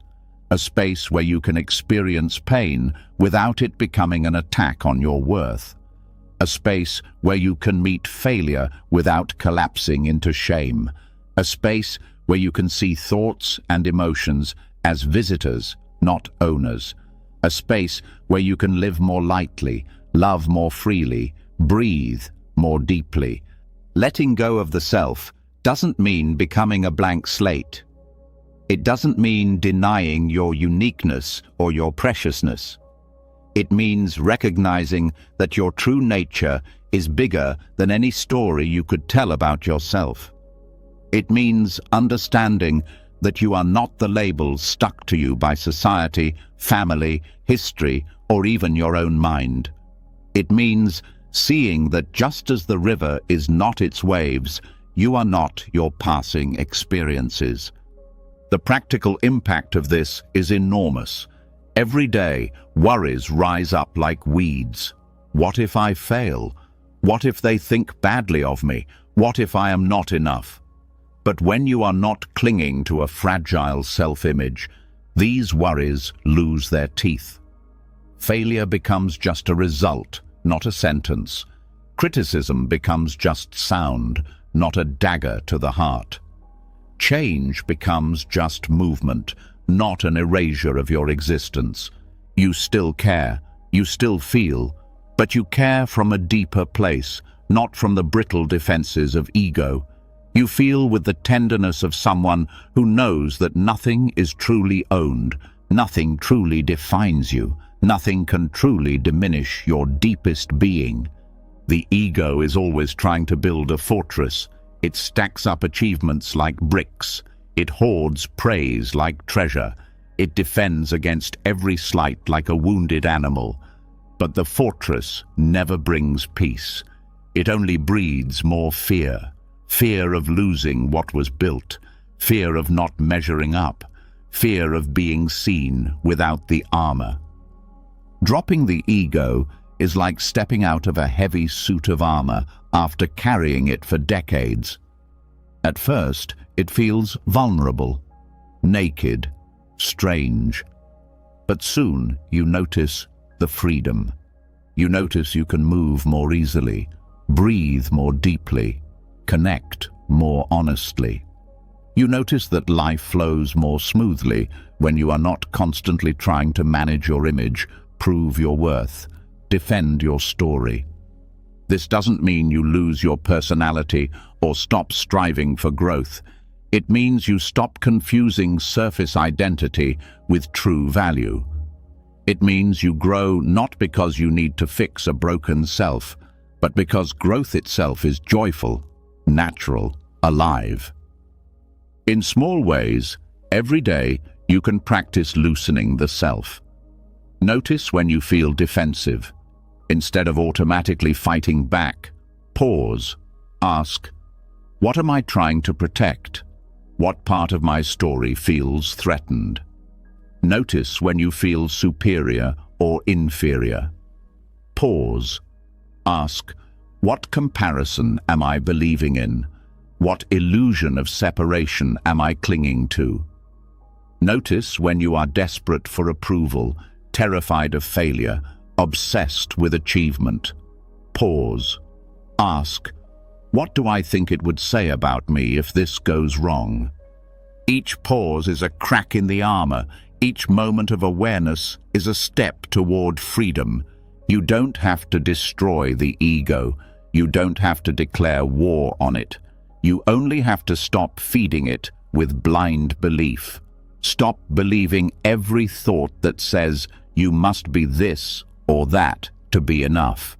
Stop believing every fear that says your worth can be measured by success or failure, by love or rejection. Underneath the constructed self, there is something unshakable, something that doesn't rise and fall with fortune, something that doesn't shrink in the face of loss, something that doesn't need to be defended because it was never under threat. Buddhism sometimes calls this your Buddha nature. Others call it pure awareness, true being, original mind. Words don't matter. The experience does. And the experience is this: peace without conditions, freedom without defenses, joy without achievement, love without possession. Tonight, as you lie in the quiet, notice the small ways the mind tries to reassert its story. Notice the subtle fear that you must hold yourself together, maintain your identity, defend your worth. And then, softly, let it go. You are already whole. You are already free. You do not have to keep protecting an image that was never real. You do not have to keep fighting to maintain a story that was never your deepest truth. You can let the waves rise and fall without mistaking them for the ocean. You can trust the deeper current of your being, the one that has carried you this far, the one that asks for nothing but your willingness to rest in it. The mind may resist. The mind may panic. The mind may whisper that without the story of I, there will be nothing left.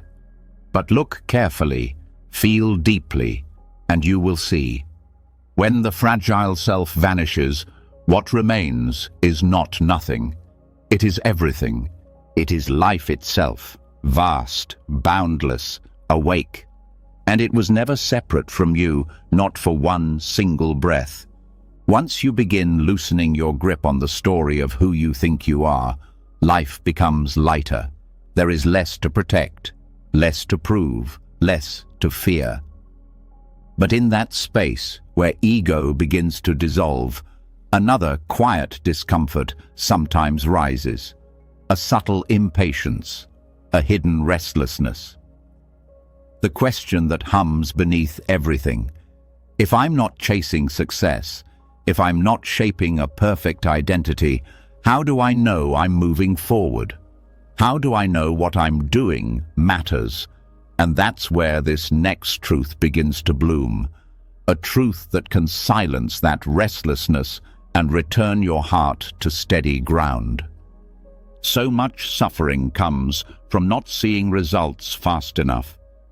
But real transformation was never meant to be instant. It grows in silence, deep underground, before it ever breaks the surface.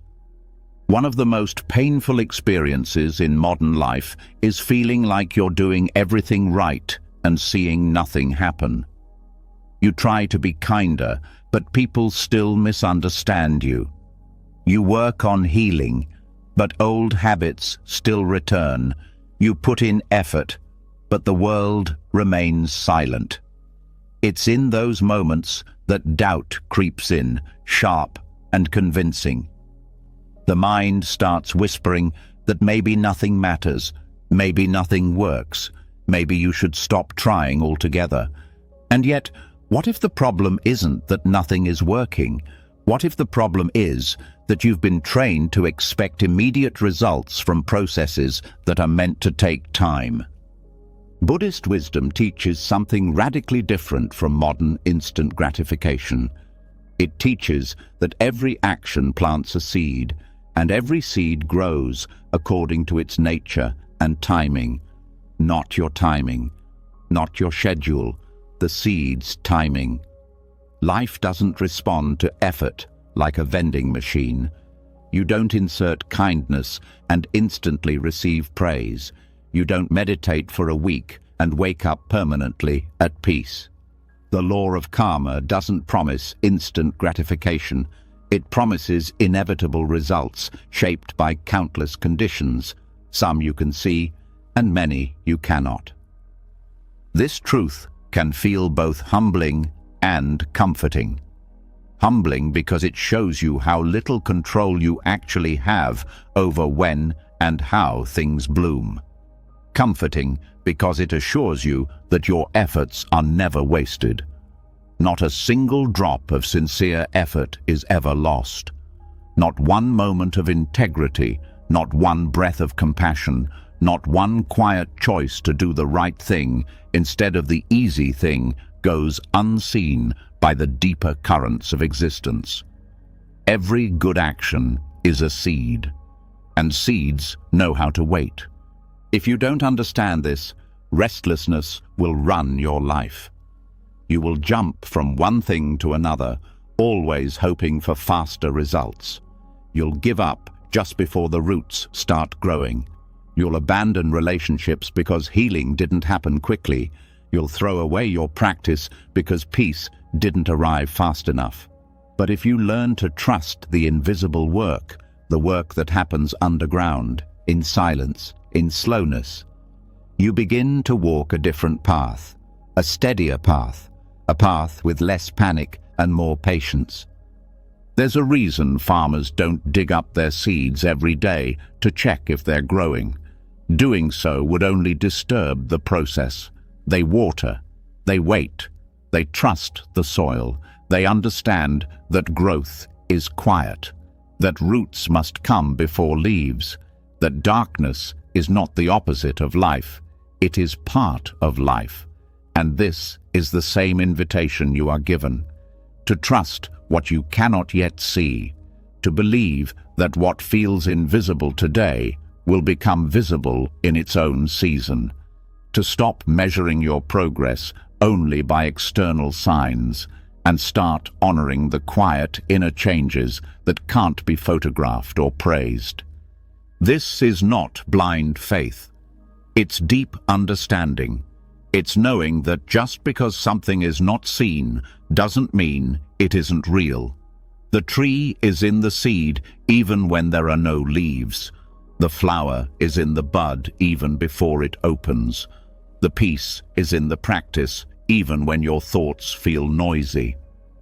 When you act with mindfulness, when you choose kindness over cruelty, patience over anger, presence over distraction, you are shaping your future even if you don't feel it in the moment. Sometimes growth looks like stillness. Sometimes progress looks like struggle. Sometimes you are transforming without knowing it. Sometimes the discomfort you feel is not proof that you're failing. It's proof that something inside you is shedding its old skin, making space for a more honest, grounded version of yourself to come through. But if you demand to see proof too soon, if you insist that every step must show results, you cut off the very process that is trying to help you. Trusting in seeds means understanding that your job is not to force outcomes, but to tend to causes. Water the soil. Show up with sincerity. Speak with kindness. Sit in silence. Let go of outcomes. The results are not your responsibility. They never were. Your responsibility is effort without clinging, action without anxiety, commitment without demand. This is why restlessness begins to disappear when you deeply trust this process. Because you no longer need to keep asking, is it working? You no longer live on a tightrope between success and failure. You live in a steady rhythm of planting, nurturing, allowing. You become less obsessed with what shows and more interested in what's true. You stop performing your goodness and start embodying it. You stop rushing transformation and start trusting its pace. And the irony is, the less you obsess over results, the more powerful your actions become. Because they are no longer tied to ego. You are no longer doing good to look good. You are no longer growing to prove something. You are simply living in alignment with truth, and that alignment itself becomes its own reward. You begin to find peace not in arrival, but in consistency, not in applause, but in integrity.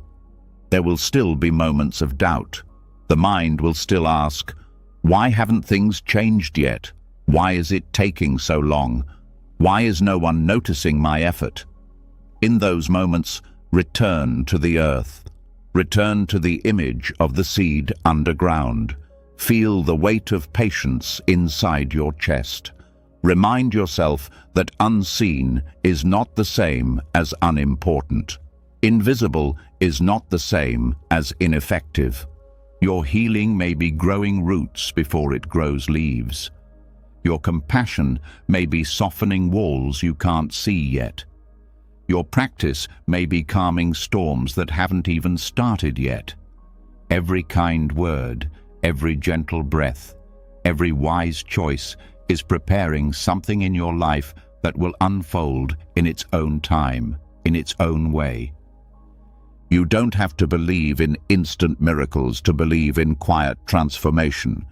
You only have to remember that even the tallest trees begin as things no one noticed, that even the clearest lakes begin as single drops, that even the strongest wisdom begins as one choice not to give up. Tonight, let that truth sink into your bones. Let it slow your heartbeat. Let it soften the part of you that's still measuring, still calculating, still demanding proof that you are okay. You are more than okay. You are walking a path that no one can see for you, and that alone is enough. You are planting seeds in a garden that blooms silently, and that alone is sacred. Trust it. Trust the soil. Trust the silence. Trust the time it takes. And most of all, trust that nothing good is ever wasted. Not in this life, not in any life. Let restlessness fade into devotion. Let anxiety dissolve into faith. Let today's small efforts carry the weight of tomorrow's peace. Your only job now is to keep walking, softly, patiently, honestly. That is enough. As you learn to trust the seeds you plant, even when no one else sees them grow, your restlessness fades. You no longer need to demand that life bend to your timeline because something more profound has awakened: patience. But with patience comes another doorway, one few are taught to walk through. It's quieter than confidence and deeper than calm. It's what happens when the ego no longer needs to grip, when the heart stops resisting, and when the mind is no longer at war with what is. That doorway is reverence, and walking through it can transform your entire relationship with life. Reverence isn't weakness. It's what happens when you stop trying to control life and start honoring it. And in that simple shift, something begins to soften that anxiety could never touch. There is a kind of peace that doesn't come from solving problems, but from bowing to what you can't solve. Not in defeat, not in hopelessness, but in quiet respect. Reverence is one of the most powerful medicines the human heart can take in, and yet it's one of the rarest things practiced in the modern world. Most people are trained to analyze life, fight with it, argue about it, demand that it be different. But no one teaches what it means to kneel before it, not as a servant, but as someone finally humble enough to recognize that they are standing inside something far greater than their plans. When reverence enters the mind, everything begins to shift. You stop standing above life, judging it. You stop standing outside of it, controlling it. You step into a different posture, not physical, though it can be, but spiritual, emotional, psychological.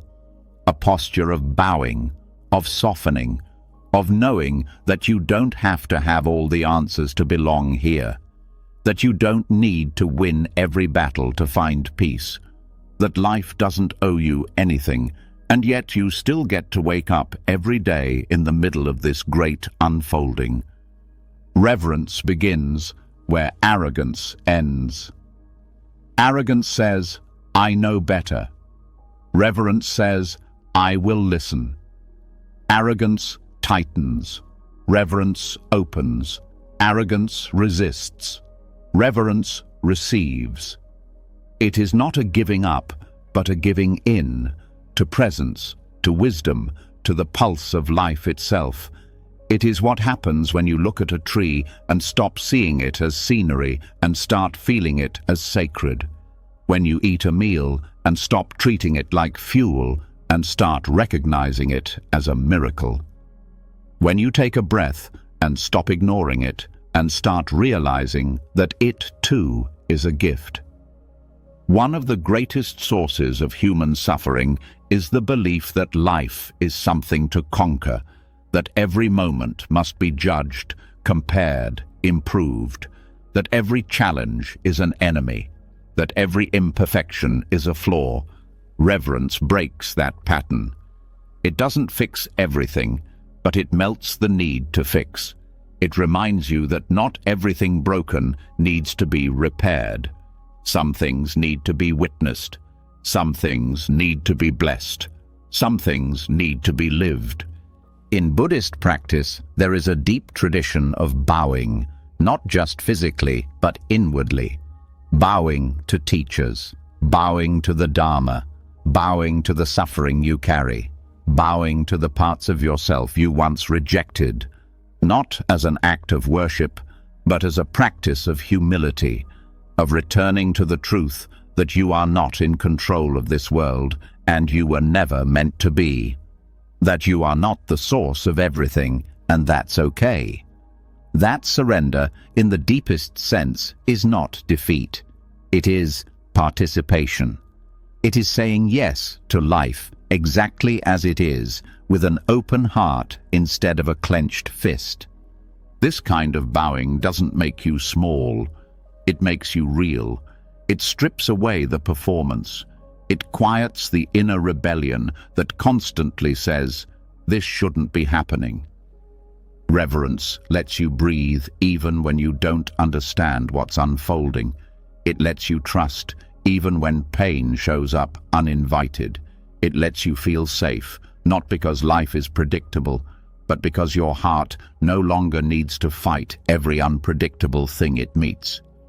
Anxiety thrives in the absence of reverence.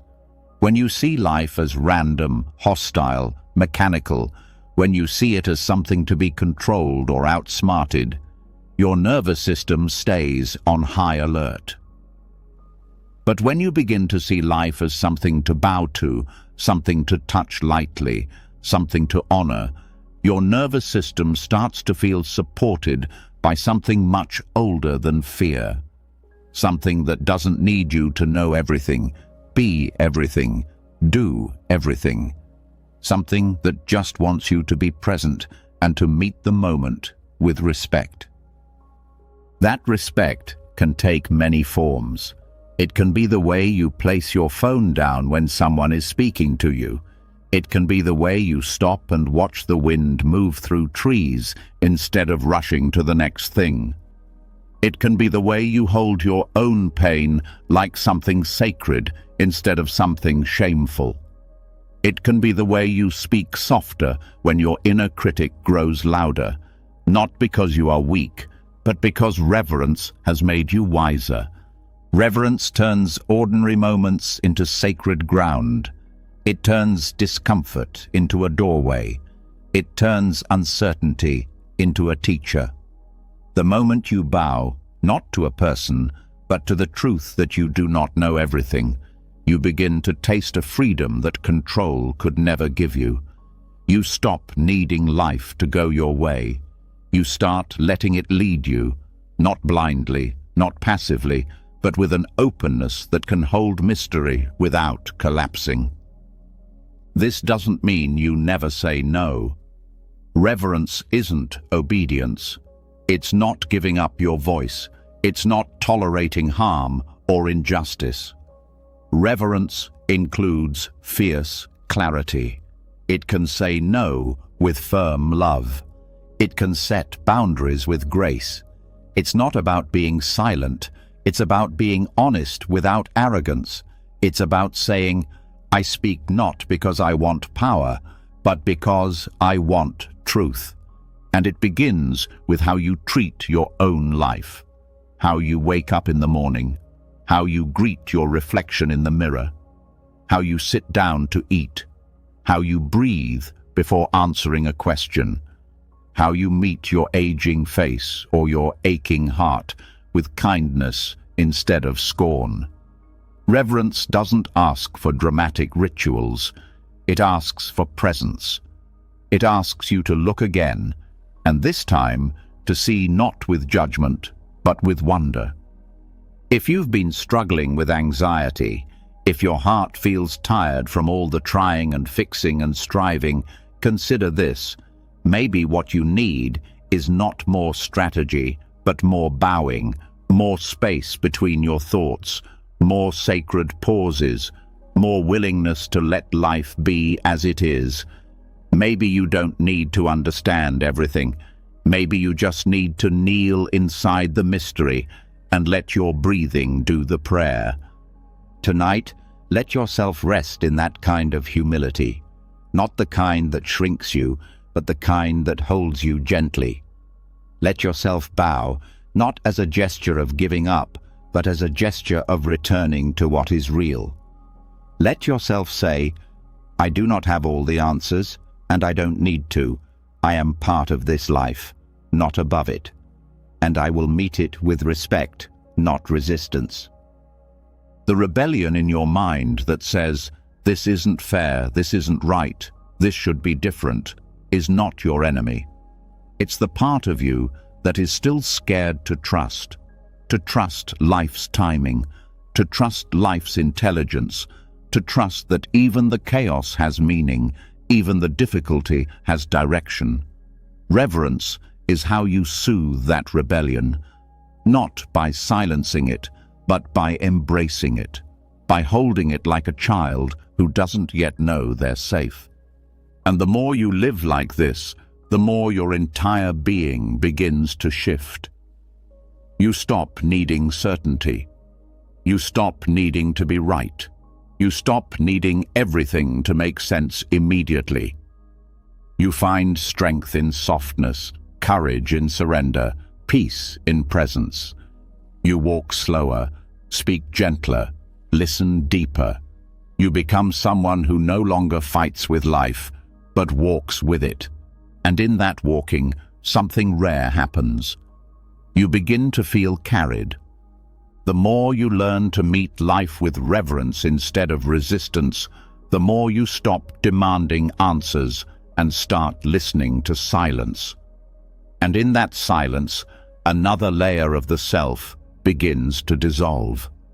Not just the habit of fighting what is, but the constant obsession with where you're going next. The next goal, the next breakthrough, the next moment that finally makes it all feel worth it. But what if that destination you've been chasing your whole life was never meant to be reached? The peace you keep waiting for after you arrive? It was always available the moment you stopped running. Almost every form of human stress has a single root: chronic dissatisfaction. The inner sense that now is not enough. That this moment is only a stepping stone to something better. That peace, happiness, rest, and worthiness live somewhere in the future, just a little further down the road. This is destination addiction. The belief that salvation is always one accomplishment away, one change away, one healed wound away. But in chasing that mirage, something tragic happens. You miss your own life. You wake up, not to live, but to reach. You move through the hours as if they are obstacles between you and a better day. You climb ladders in your mind, trying to reach a place where you'll finally feel whole, finally feel safe, finally stop needing more. But that place keeps shifting. Every time you get close, the finish line moves. Because it was never real. It was a trick of the mind, a future fantasy that feeds off your absence from the present. The mind is brilliant at convincing you that peace lives later. After you fix this, after you get that, after they understand you, after life becomes stable. But life is never stable for long. There's always something that breaks, delays, disappoints. There's always a new problem waiting. And so the chase continues, endless, exhausting, hollow. You may change jobs, partners, homes, beliefs, but if the destination mindset stays, The same emptiness follows you everywhere you go. Buddhism points straight at this trap with a kind of fierce compassion. It says, there is no arrival. There is only this moment, this breath, this version of you, imperfect and whole at the same time. There is no point in the future where everything clicks into place forever. There is no version of yourself that will never struggle again. The idea of arrival is just a more polite form of suffering, a socially acceptable way to say, I can't be happy yet. But when you truly let go of the need to arrive, something extraordinary happens. The weight falls off your shoulders, the anxiety slows its grip, the breath becomes fuller, the heart opens wider, because you're no longer trying to use this moment to buy your way into a better one. You're no longer treating your life as a transaction. You're finally living it. This doesn't mean you stop growing. It means you grow from a place of presence, not from pressure. You can still have goals. You can still move toward change. But the journey stops being a frantic race and starts becoming an unfolding. You no longer say, I'll love myself when. You say, I choose to be with myself now, even while I grow. You no longer say, I'll rest after this is done. You say, I can rest even in the middle of this. You no longer say, I need to prove something. You say, nothing is missing. There's a deep peace that comes from realizing you don't have to earn arrival, because you never left home to begin with. The seeking was the distraction. The striving was the illusion. And this doesn't make your dreams meaningless. It makes them more beautiful, because now they are not burdens. They are invitations. Invitations to experience, to express, to evolve, not to escape. Living without destination addiction means you stop asking, how close am I to being finished? And start asking, how fully am I living now? You stop rushing to the top of every mountain and start noticing the sky while you climb. You stop waiting for others to validate your journey and start walking it with your own steady heart. There is so much energy wasted in pretending you're not already enough. So much pressure to become something more than this moment allows. But peace does not live in pressure. It lives in presence. In the quiet, knowing that life is not asking you to arrive, it's asking you to participate. Every spiritual tradition has spoken this in different ways, that heaven is not later. It is here. That nirvana is not somewhere else. It is right now, beneath the clinging. That enlightenment is not found after years of perfection. It is revealed the moment you stop running from yourself. This path is not about lowering standards. It's about removing the poison hidden inside them. The poison that says, if I don't achieve this, I am less. The poison that says, if I don't get there soon, I'm behind. That mindset robs you of your birthright. Your right to feel joy in the middle of chaos. Your right to feel worthy without a trophy. Your right to breathe without checking off a box. When you drop the destination, you pick up your life. The real one. The one that's been waiting patiently behind the future fantasies. The one that tastes different, looks different, feels different, because it is actually here. You stop fast-forwarding. You stop editing. You stop performing for a crowd that doesn't even exist. You start hearing birds again. You start crying for no reason. You start laughing without needing a joke. You start remembering what being alive actually feels like. The fear will still come. It will ask, but what if I fall behind? What if I never make it? What if letting go means I get left out? That fear is not your enemy. It's the last echo of the lie. The lie that said your worth depended on becoming someone else. The truth is quieter, but it waits. It waits for you to pause long enough to hear it whisper, "You are not behind. You are not broken. You are not unfinished. You are already home. You can still move forward. You can still have visions and dreams. But now you move with presence, not panic. With joy, not with shame. With grace, not with guilt. You can run when it feels light. You can rest when it feels true. You can let your life bloom at its own pace, no longer as a chase, but as a ceremony. Tonight, as you prepare for rest, notice if some part of you is still chasing, still checking progress, still waiting to be done. You don't have to fight that part. Just hold it. Breathe with it. Remind it gently. We're not trying to arrive anymore. We're here. This breath is the destination. This silence is the reward. This stillness is enough.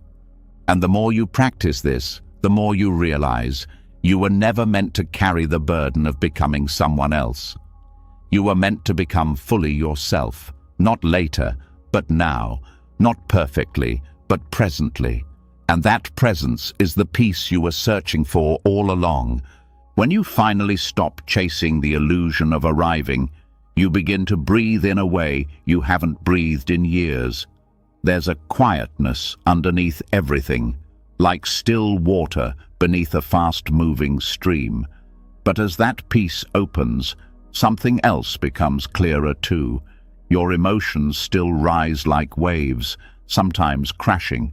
They don't disappear just because you've stopped running.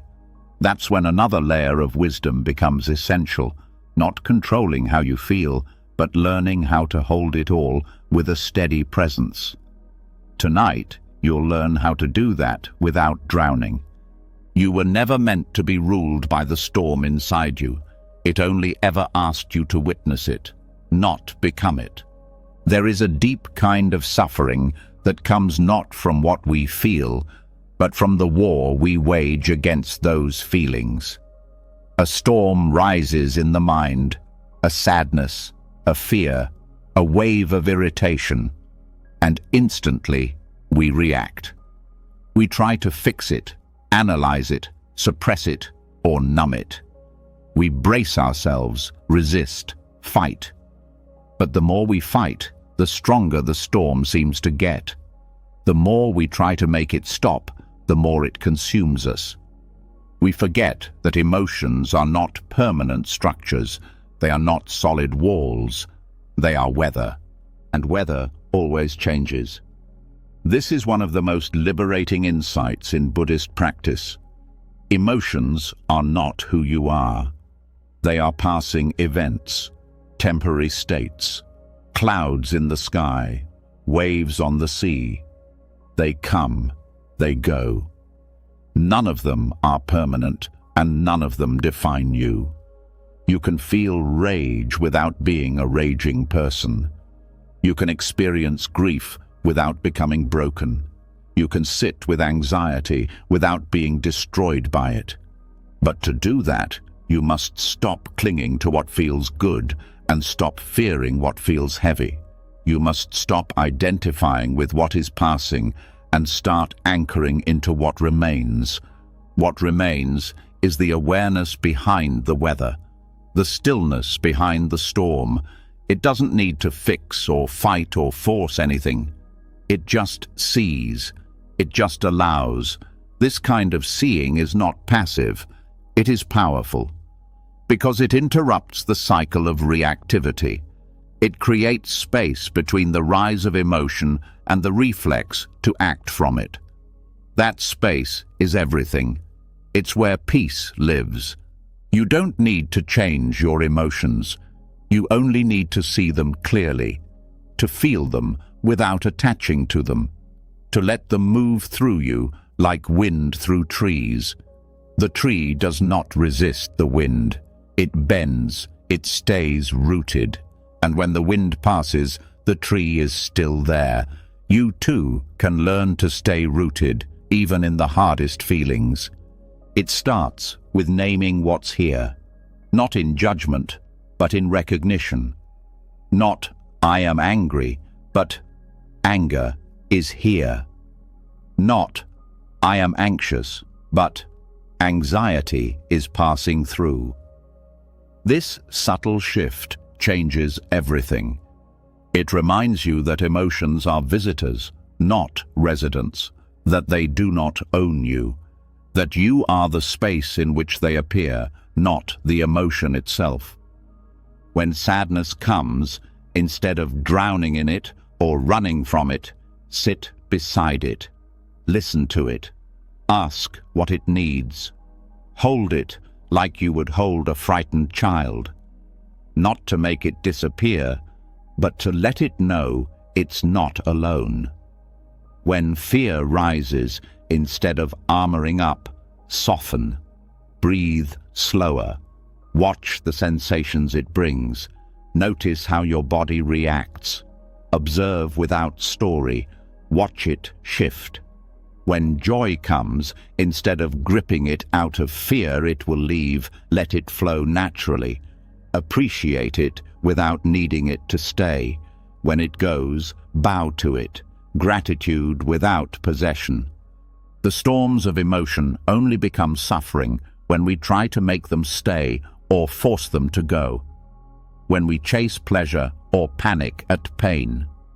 But if you stand still in the center of your awareness and let them pass, they will. No emotion lasts forever. Not even the worst ones, not even the most beautiful ones. Trying to freeze a feeling is like trying to hold sunlight in your hands. It was never meant to be kept. It was meant to be experienced and released. The practice is simple, but not easy. It requires that you stay awake in moments where you'd rather check out, that you breathe slowly when the instinct is to tense, that you offer kindness to the emotions you were taught to shame, that you don't rush your healing, don't silence your grief, don't pretend to be okay just to make others comfortable. Some days the sky will be clear, some days the clouds will roll in fast, but the sky never argues. It doesn't need to. It knows the storm is just a guest. Your awareness is like that sky. You can learn to watch your thoughts and feelings without identifying with them. You can feel them rise, peak, and dissolve.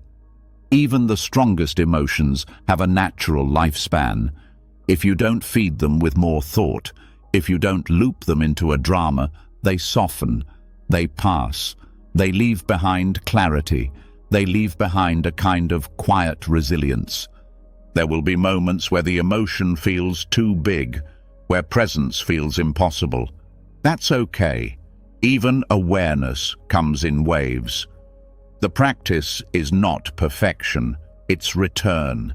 Return to the breath, return to the body, return to the simple truth.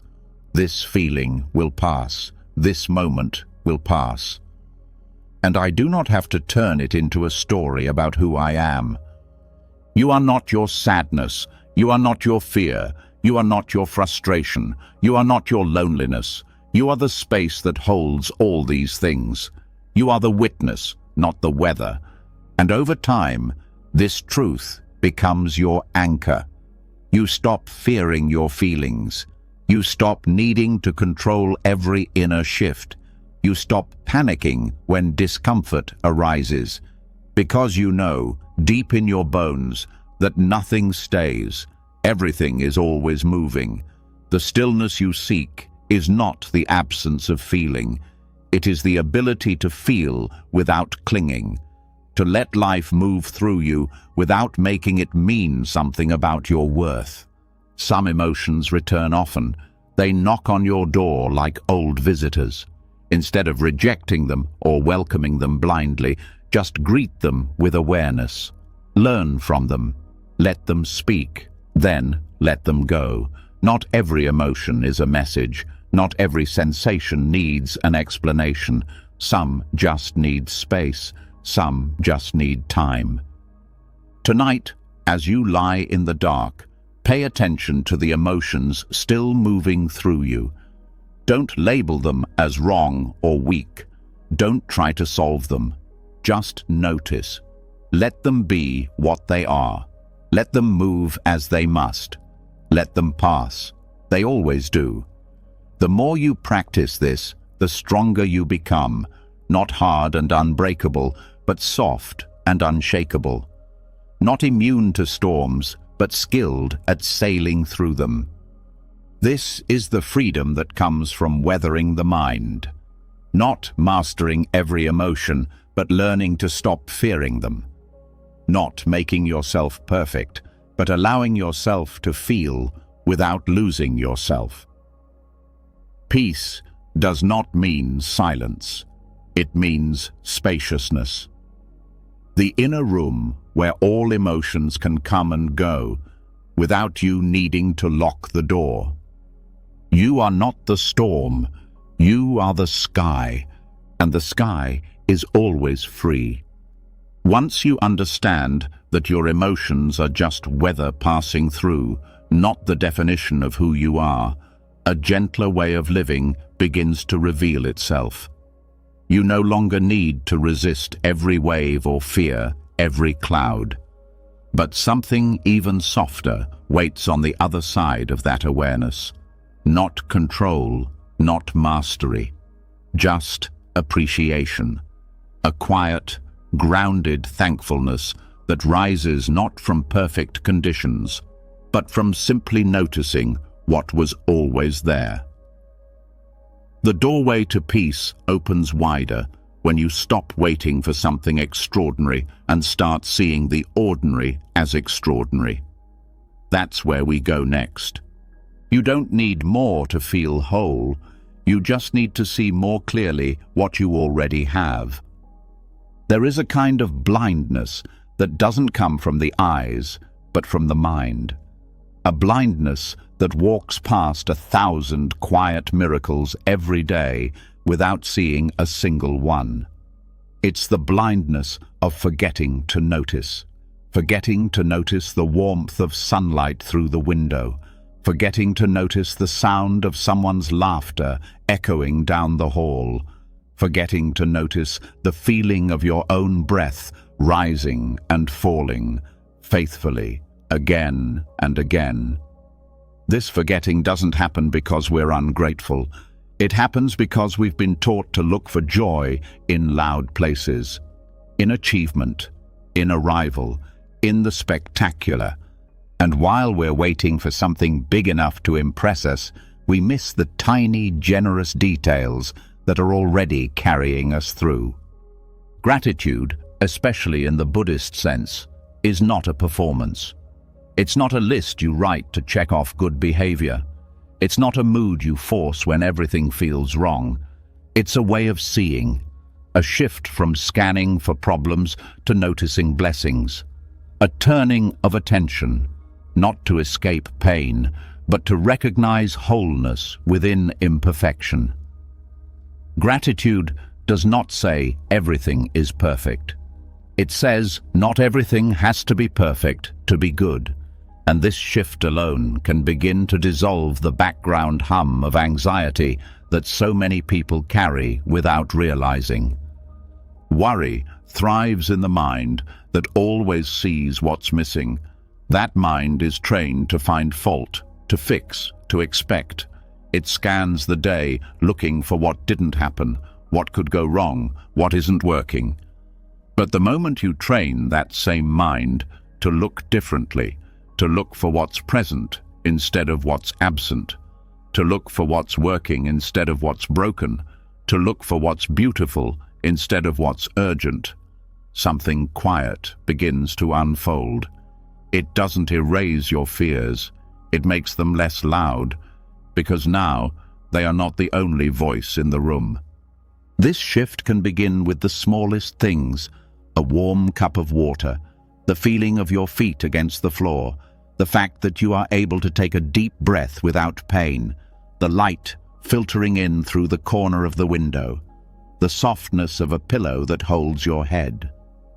None of these are dramatic, but each of them is a small doorway out of worry, a thread that leads back to the present, a reminder that even while not everything is okay, some things still are. Anxious minds are constantly preparing for a future that may never come. Gratitude interrupts this momentum. It says, "Stop, look, this is happening now. You are alive now. You are breathing now. You are held now. Even if you don't have answers, even if you don't know what tomorrow brings, there is something here that is still offering itself. The more you notice it, the more it grows. Not because the world changes, but because your way of meeting the world does." Buddhist teachers often talk about the power of contentment. But contentment is not about settling. It's about seeing clearly. When you stop expecting happiness to arrive in perfect conditions, you realize that peace is made of very ordinary moments. You begin to taste life again, not the dramatic highs, but the subtle sweetness that was always present underneath the noise. You start to feel like maybe you don't need to escape this moment. Maybe this moment is enough. This kind of gratitude becomes a practice, not a mood. Some days you will feel heavy. You will not feel thankful. Your mind will be noisy, your body tired, your patience thin. Gratitude still lives here, not as a requirement, but as a possibility. You do not need to force a smile or deny your pain. You only need to ask, is there anything I can still appreciate, even now? And if the answer is yes, even in the smallest way, then you have already stepped into a quieter, more grounded life. There are times when pain is so loud that even the ordinary feels far away. Times when grief blinds you to anything except loss. In those moments, gratitude is not about listing what's good. It's about not abandoning what's true. It's about letting a single kind gesture, a single soft breeze, a single beam of sunlight be enough to remind you that the world is not only made of sorrow. It's about finding something, anything, to bow to, even in the middle of heartbreak. Gratitude becomes a lifeline, not to positivity, but to perspective. And this changes everything. Because the anxious mind loves to exaggerate. It says, nothing is working, everything is falling apart. I am not okay. But gratitude counters that voice. It doesn't argue. It just speaks quietly. Something is still working. Everything has not fallen apart. You are still here. That voice doesn't need to be loud. It just needs to be consistent. Over time, it becomes the anchor that keeps you from drifting too far away. The practice of gratitude doesn't require any special setting. It doesn't require more time or energy. It only requires attention. It requires that you pause in the middle of your life and ask, what have I been ignoring? What beauty have I walked past without seeing? What peace have I postponed because I was waiting for something bigger? When you ask that sincerely, life starts to answer, not with fireworks, but with details. And those details start to build a foundation you can stand on, even when the rest of the world feels shaky. Gratitude also softens the hard edges of comparison. When you are thankful for what is here, you stop needing what others have to prove your worth. You stop measuring your life against someone else's highlights. You stop chasing images and start embracing presence. And this doesn't mean you give up ambition or goals. It means you're no longer afraid to be where you are. You're no longer ashamed of your journey. You're no longer blind to the good that exists, even in struggle. Every time you choose to be thankful, not for something big, but for something real, You are building a mind that resists despair. You are creating inner pathways that do not collapse when things don't go as planned. You are training your heart to stay open, even in uncertainty. And this is not spiritual fluff. This is survival. This is strength. This is how people endure the hardest winters, not by pretending to be okay, but by seeing enough light to keep going. Tonight, let this be your practice, not to fix anything, not to chase anything, but to notice what your mind has overlooked in its endless search for more, to notice what your heart still carries, even after everything. To notice the ground beneath you, the breath within you, the life moving through you, quietly, without demand. You don't need a reason to be grateful. You just need a willingness to see. And once you begin to see, you start to realize peace was never far away. It was always sitting beside you, quietly waiting for your attention. As your eyes begin to see more clearly, as gratitude pulls your awareness back to the quiet richness of the present moment, something else gently comes into view. The part of you that still believes things should be happening faster. Even when you start to notice beauty, even when your heart opens to small joys, there remains this quiet tension under the surface, the need for life to unfold on your schedule. The inner clock that never stops ticking, the pressure that says it's all taking too long. But peace doesn't grow in pressure. It grows in patience. And now, that's what you'll begin to understand. If it hasn't happened yet, maybe it's not because something's wrong. Maybe it's because something is still growing underground. There's a kind of suffering that doesn't come from what life gives you. It comes from how quickly you think it should have given it. You can be walking through something deeply meaningful, but if your mind says it's taking too long, suddenly it feels like failure.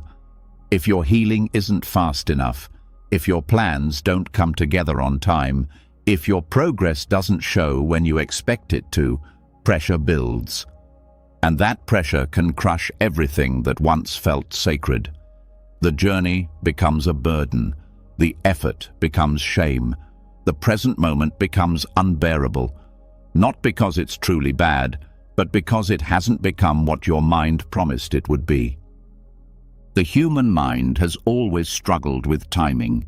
It believes in linear growth. It believes in fixed deadlines. It wants guarantees. It wants outcomes to follow effort on a predictable timeline. But real life doesn't work like that. Nature doesn't bloom faster just because you ask it to. The tree doesn't grow taller just because you water it harder. The healing doesn't complete itself just because you're tired of hurting. The relationship doesn't evolve faster just because you've done your inner work. Life is not a machine, it's a mystery. And mystery unfolds in its own rhythm. This is why letting go of your timeline is not giving up. It's growing up. It's understanding that the deepest things cannot be rushed, that the most lasting changes don't happen on command, that the real work is often invisible for a long time. Seeds do their most important work in darkness. Roots develop strength before anything rises above the surface, and the same is true for you. There are changes unfolding in you right now that you cannot measure. Wisdom building in you that has no date stamp. Strength forming in silence.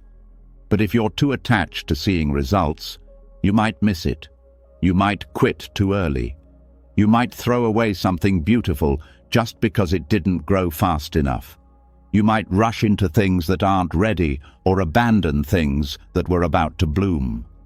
So much anxiety comes not from the actual moment you're in, but from comparing it to the moment you thought you should be in by now.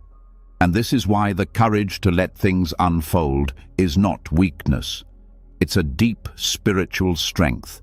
It takes patience to hold uncertainty without demanding closure. It takes trust to sit in the middle of becoming. It takes wisdom to know that you are not behind. You are not late. You are not missing your life. You are simply inside a process that is deeper than your schedule. Letting go of timelines means releasing the fantasy that you will feel safe only when things happen in a certain order.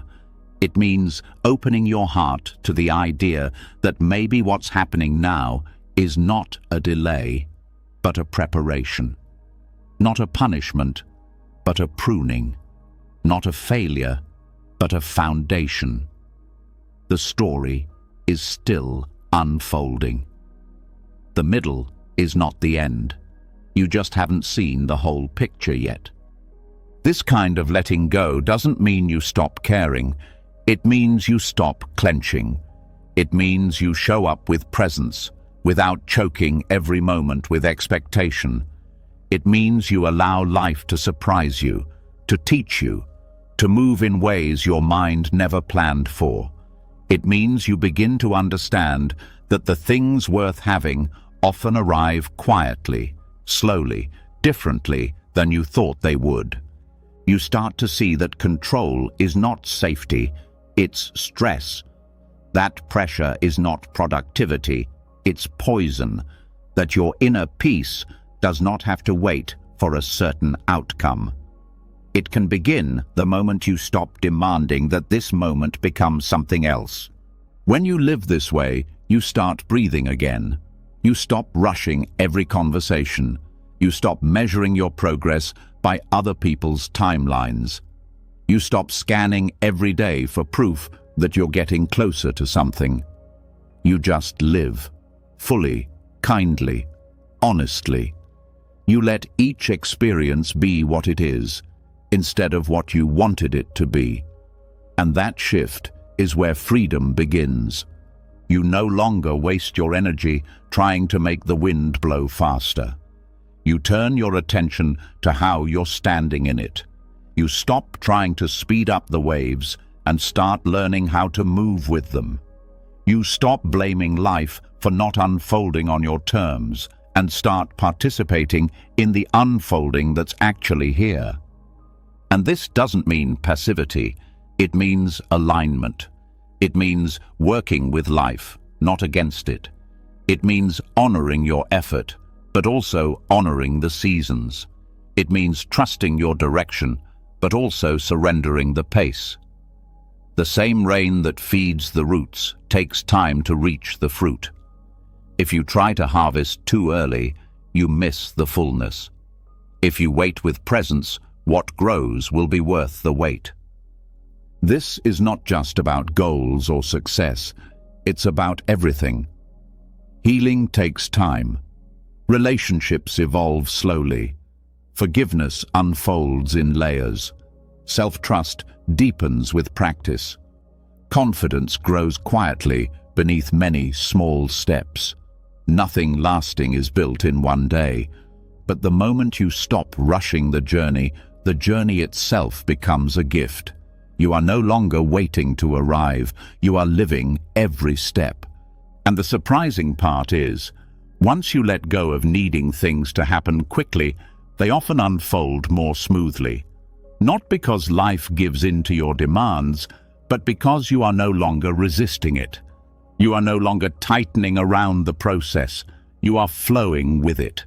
And flow, not force, is the true secret to progress. There will be days when doubt returns, when you feel like nothing is changing, when you compare yourself again, when old pressure knocks on the door. That's when the practice becomes real. That's when you remember. The pressure is not coming from life. It's coming from the story in your head. And you can breathe instead of believe. You can soften instead of speed up. You can trust instead of tighten.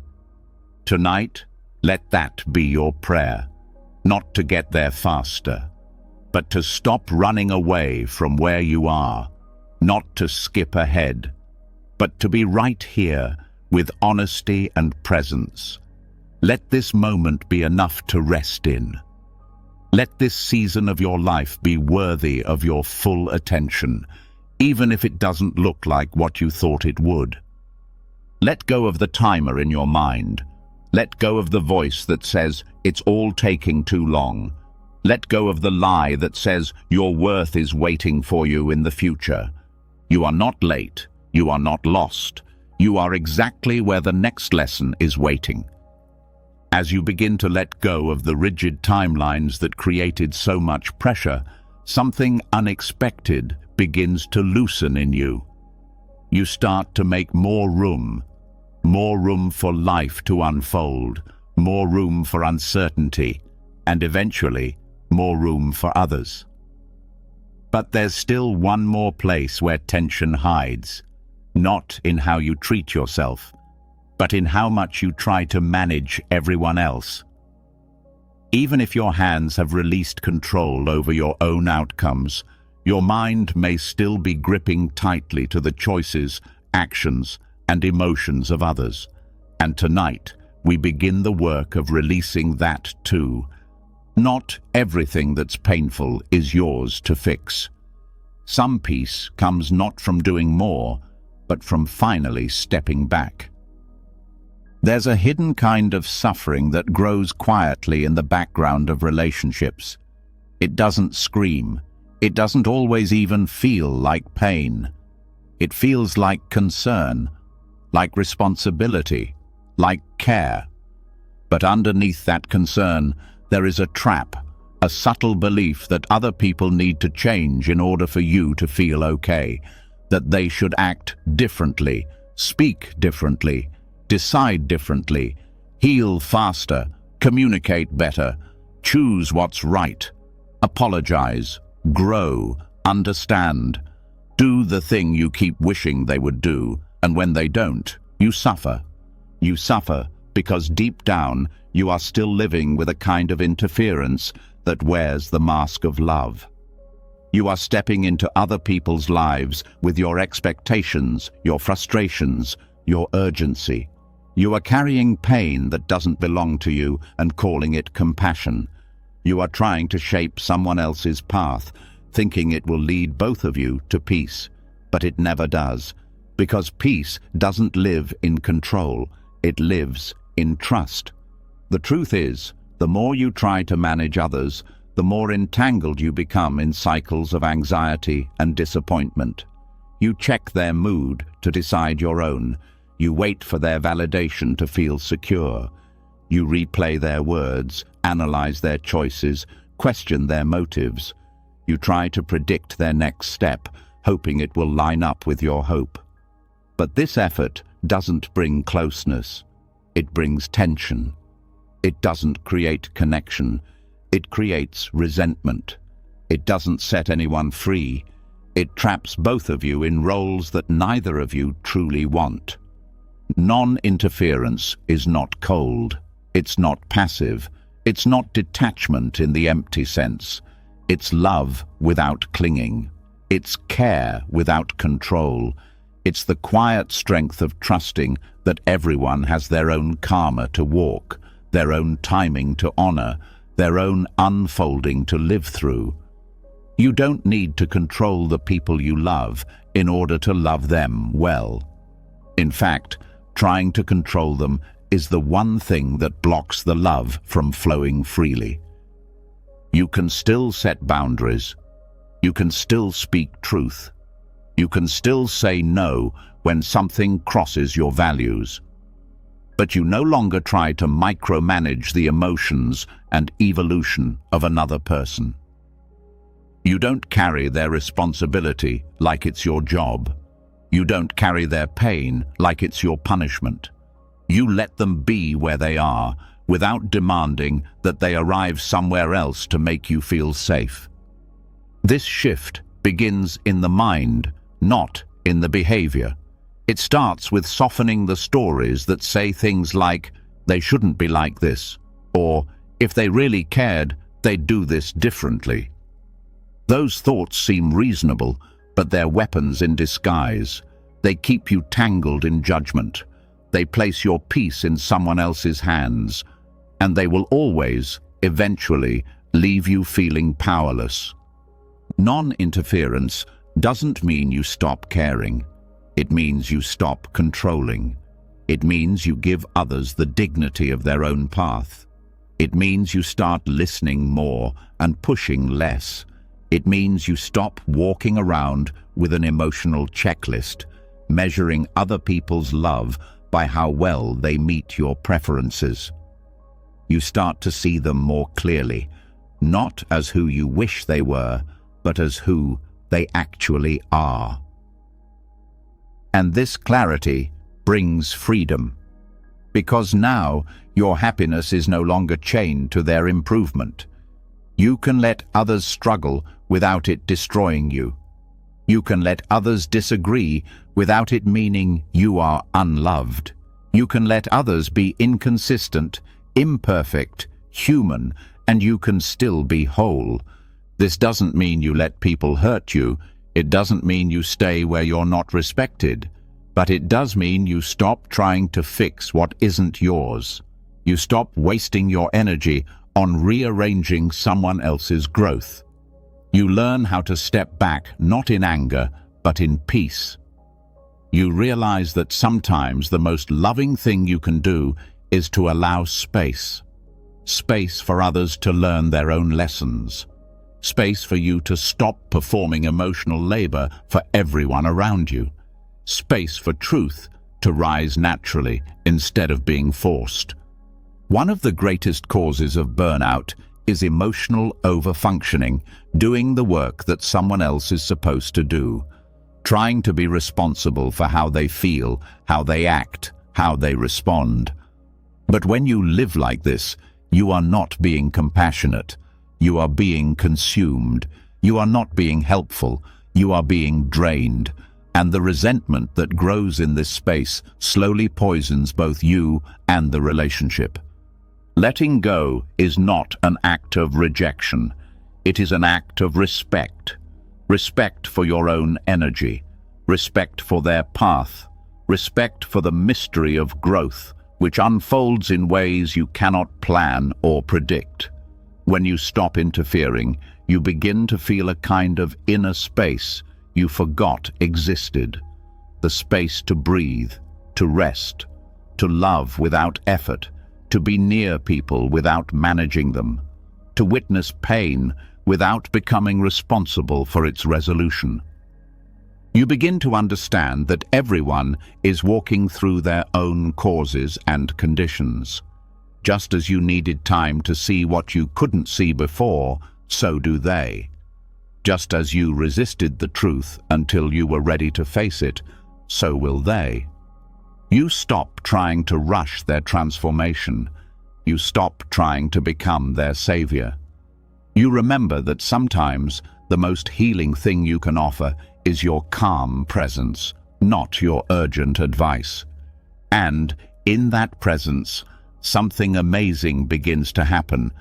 You start to relate to others from peace, not pressure, from curiosity, not judgment, from trust, not fear. You stop needing everyone to be okay before you can relax. You stop needing them to be like you before you can feel safe. You stop demanding that they move through life the way you do, and instead, you marvel at how different we all are, and how beautiful that is when we stop resisting it. You may still care deeply. You may still hurt when someone you love is lost in their own struggle. But the hurt is no longer panic. It's no longer a call to action. It's a tender knowing that life is hard for everyone, and that you can still be kind without being controlling. You can still offer love without stepping in as the rescuer. You can still stay present without losing your center. Tonight, as you breathe and reflect, notice the places where you are still gripping someone else's story. Notice the pressure you carry around, who should be different, who should have changed by now, who should be more aware, more open, more available. Notice the fatigue that comes from carrying what was never yours. And then, gently, lay it down. You are not responsible for the timing of other people's growth. You are not the director of their movie. You are just another actor, trying your best, learning your own lines, walking your own arc. Let them be who they are. Let them walk as they walk. Let yourself soften around their process. The moment you release the urge to interfere, you begin to breathe in a different rhythm. One that isn't tangled in their outcome. One that doesn't crumble every time they disappoint you. One that can hold space without falling apart. And in that rhythm, you find something you thought you had to fight for. Peace. Not because everything is fixed, but because you no longer need it to be. When you let others be themselves without interference, something within you begins to breathe more deeply. The energy you once spent trying to fix, shape, and persuade flows back to you. It doesn't mean your heart shrinks. It means your presence expands. You stop standing in front of others like a shield, and instead you become space. But this space isn't empty in a lonely way. It's empty in a sacred way.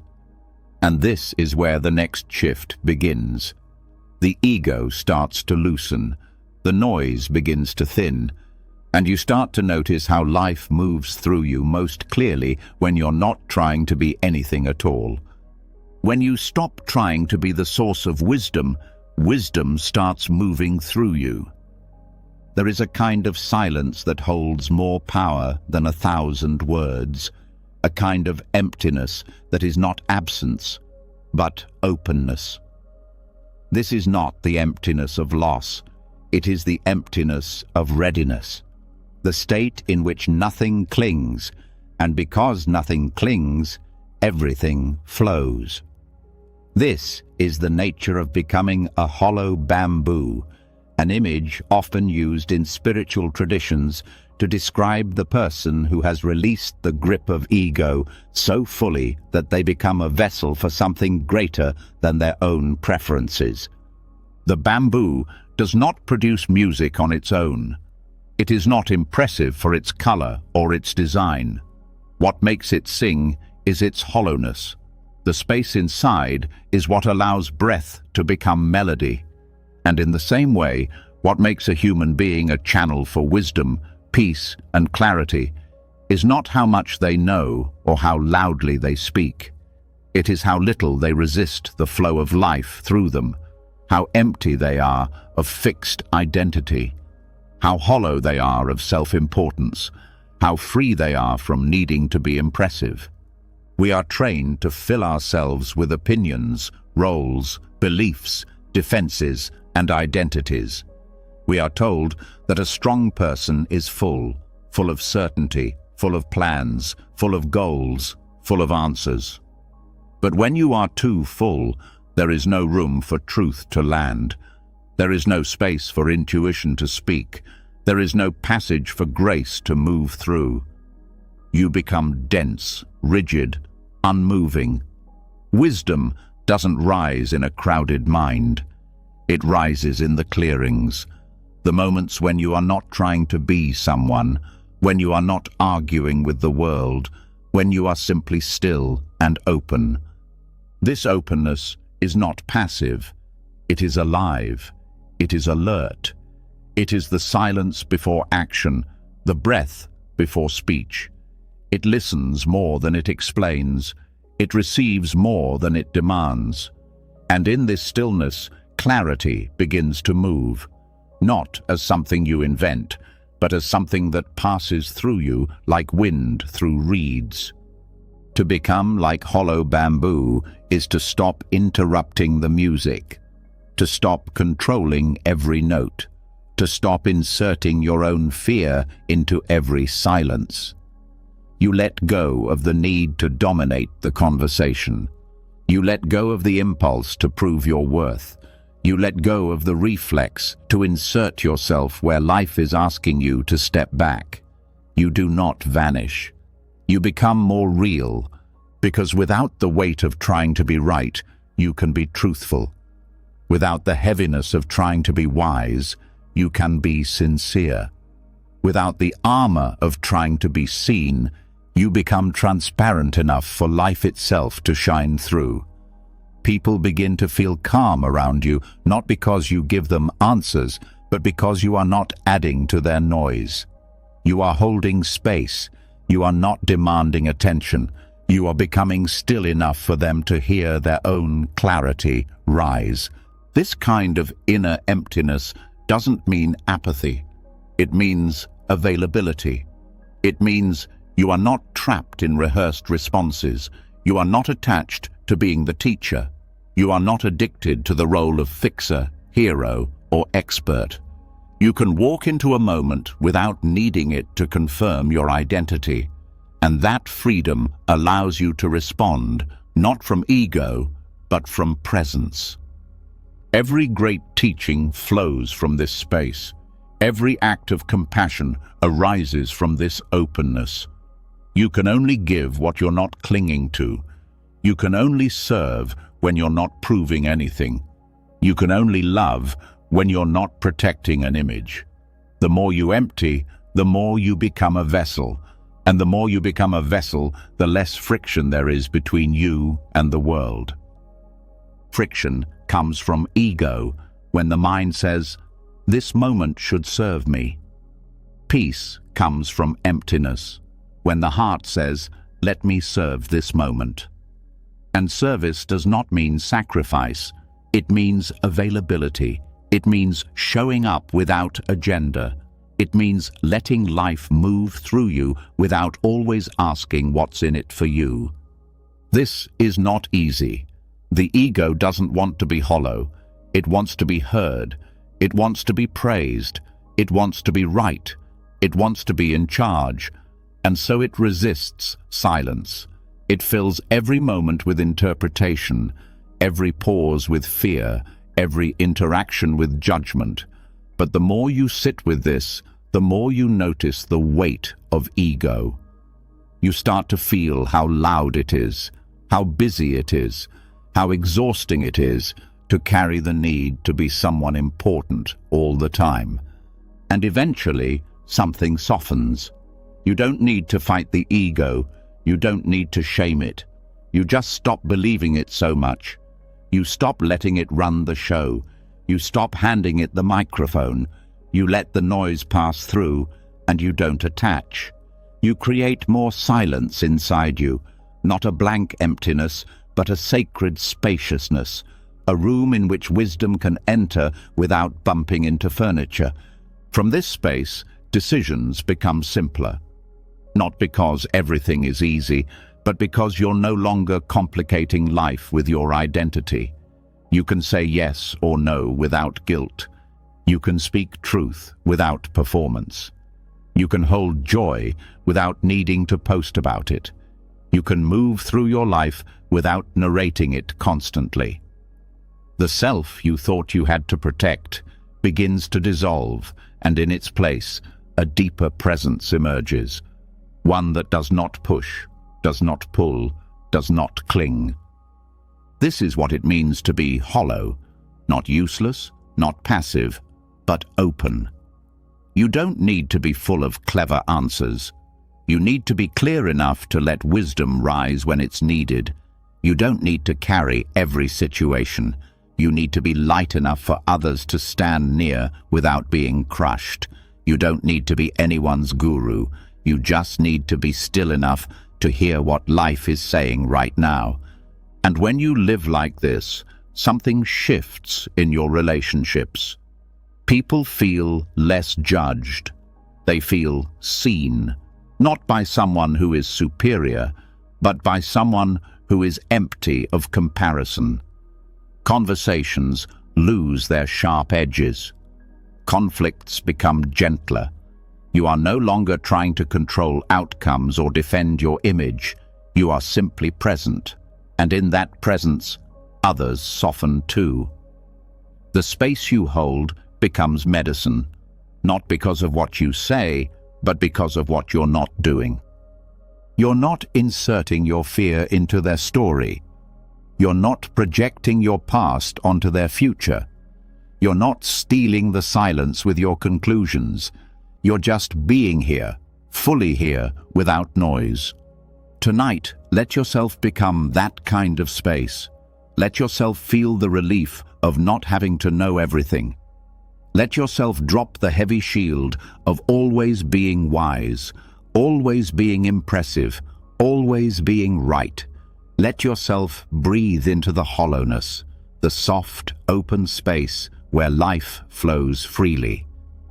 You are not a finished sculpture.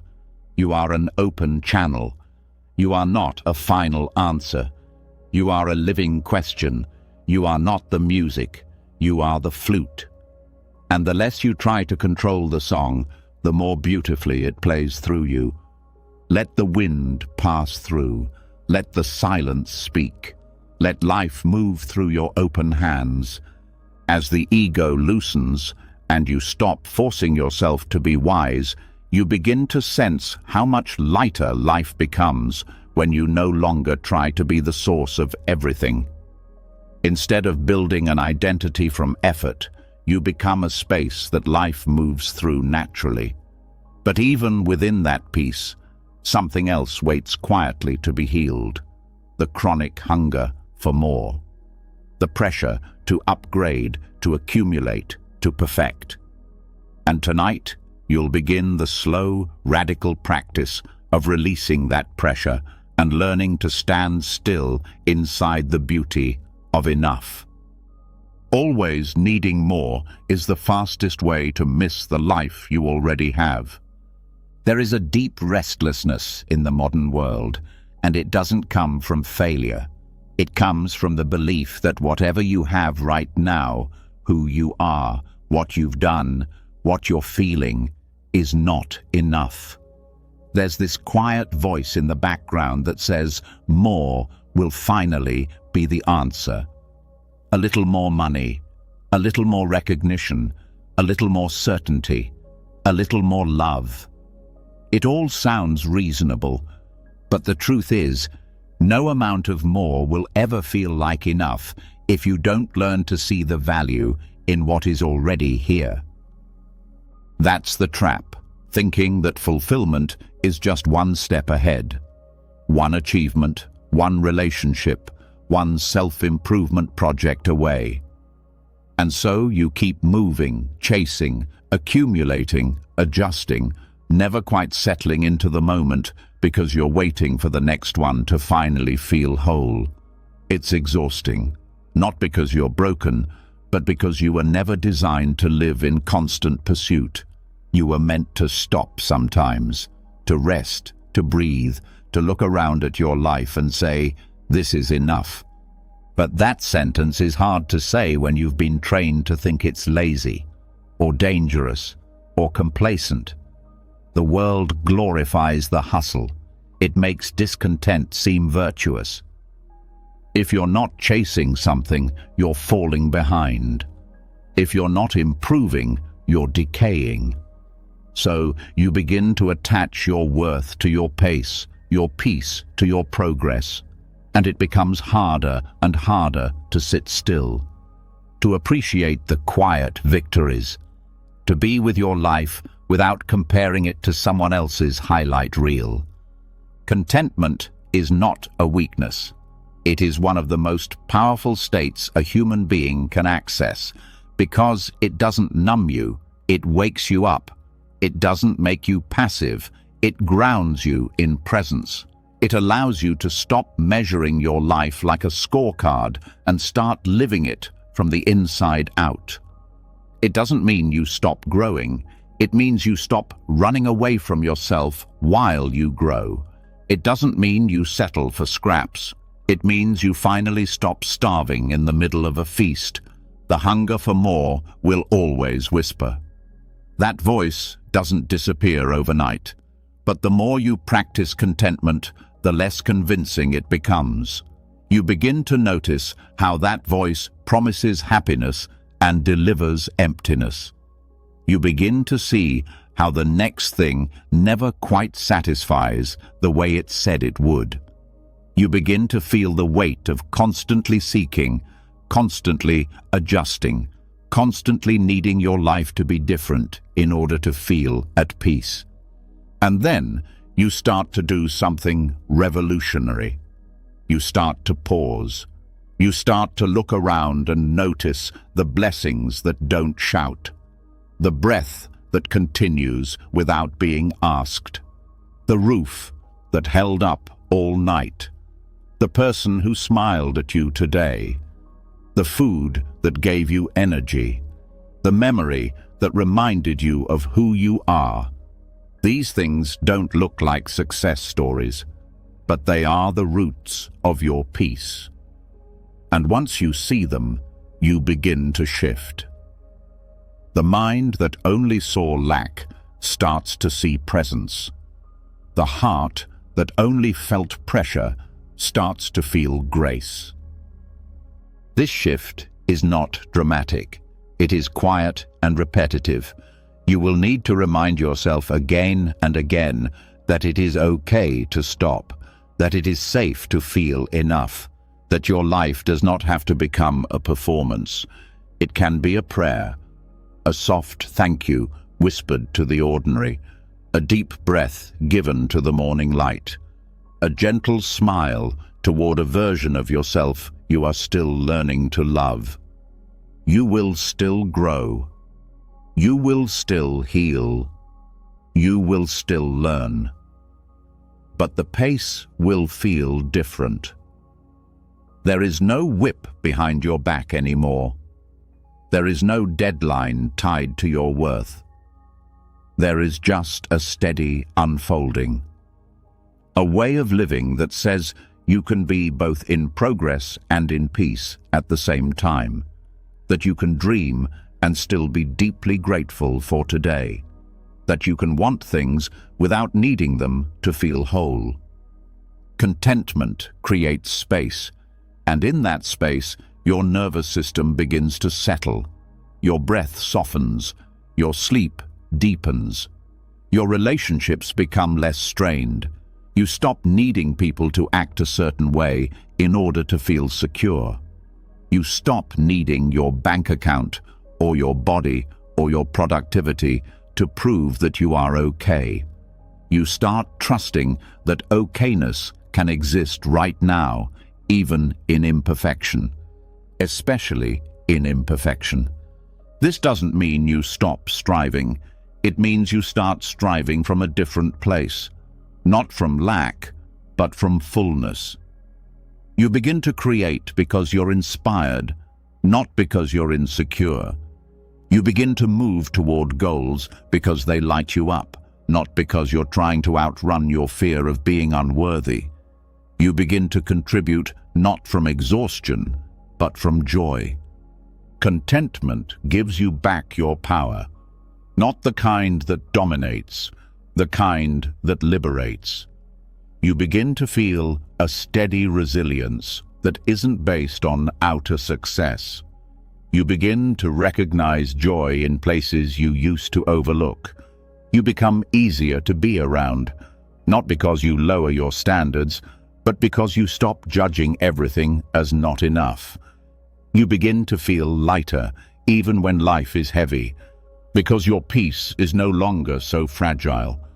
Tonight, as you rest, notice where the craving for more still lives in your body, where it tightens, where it whispers, where it tells you that this isn't it, that something out there still needs to happen. And then, gently, without forcing, bring your attention back to what is already here. The fact that you are breathing. The fact that you are aware. The fact that this moment is real, and it does not need to be different to be sacred. You don't have to reject your desires. Just stop being owned by them. Let them come, let them go, but never forget to meet the moment you're in. Because this one, right now, is part of your life too. And you don't have to wait to feel content. You only have to look with new eyes. Contentment is not the end of effort. It is the end of self-punishment. It is the end of chasing peace as if it's a prize, and the beginning of remembering that peace is something you return to, not something you earn. And you can return now, without guilt, without needing permission, because you were never missing anything. The more deeply you allow yourself to feel the quiet power of contentment, the more you begin to notice something else dissolving too. A constant, hidden tension you may not have seen clearly until now. The tension of needing to know, the pressure of needing certainty, the fear that without guarantees everything might fall apart. Contentment softens the need for more, but what about the need for control over what comes next? That's where the next transformation begins, not in solving the unknown, but in learning how to meet it with something completely different than fear. Peace doesn't come from knowing what will happen, it comes from no longer needing to. There is a kind of fear that lives in the cracks of every uncertain moment. It doesn't always shout. Sometimes it just hums in the background. A tightness in the chest, a racing thought in the middle of the night, a subtle urge to plan 10 steps ahead even when nothing can be predicted. It tells you that if you don't figure it out now, you won't be safe. If you don't get the answer soon, everything will fall apart. It paints the unknown as dangerous and treats every pause as a threat. But what if the fear is not about what's coming? What if the fear is simply your resistance to not knowing?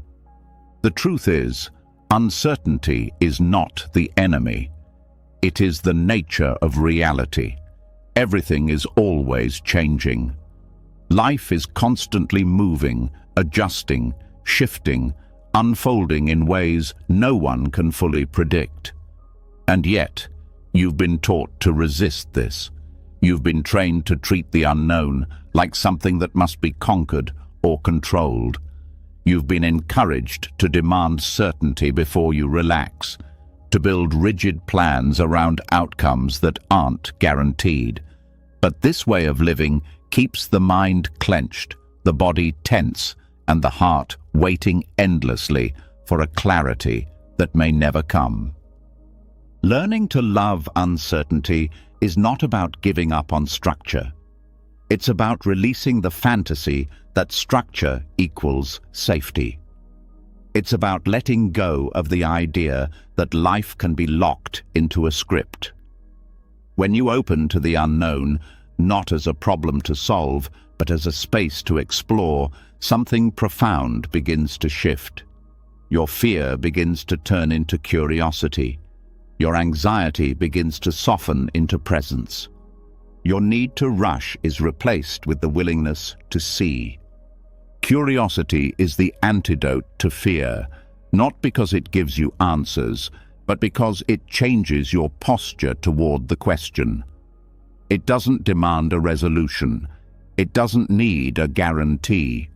It just opens. It listens. It leans in. When you bring curiosity to uncertainty, you stop bracing for impact and start witnessing what is unfolding. You stop treating the future like an enemy and start engaging it as a dance. This doesn't mean you won't feel fear. It means you begin to see fear as a signal, not a stop sign. Fear says, be careful. Curiosity says, pay attention. Fear freezes. Curiosity breathes. And the more you breathe in the face of not knowing, the more you start to build a nervous system that is not built around panic. You start to trust yourself, not because you have the answers, but because you know you can stay present even without them. Uncertainty can become a doorway instead of a wall. a place where possibilities live, a space where rigid identities soften, a pause where wisdom can enter.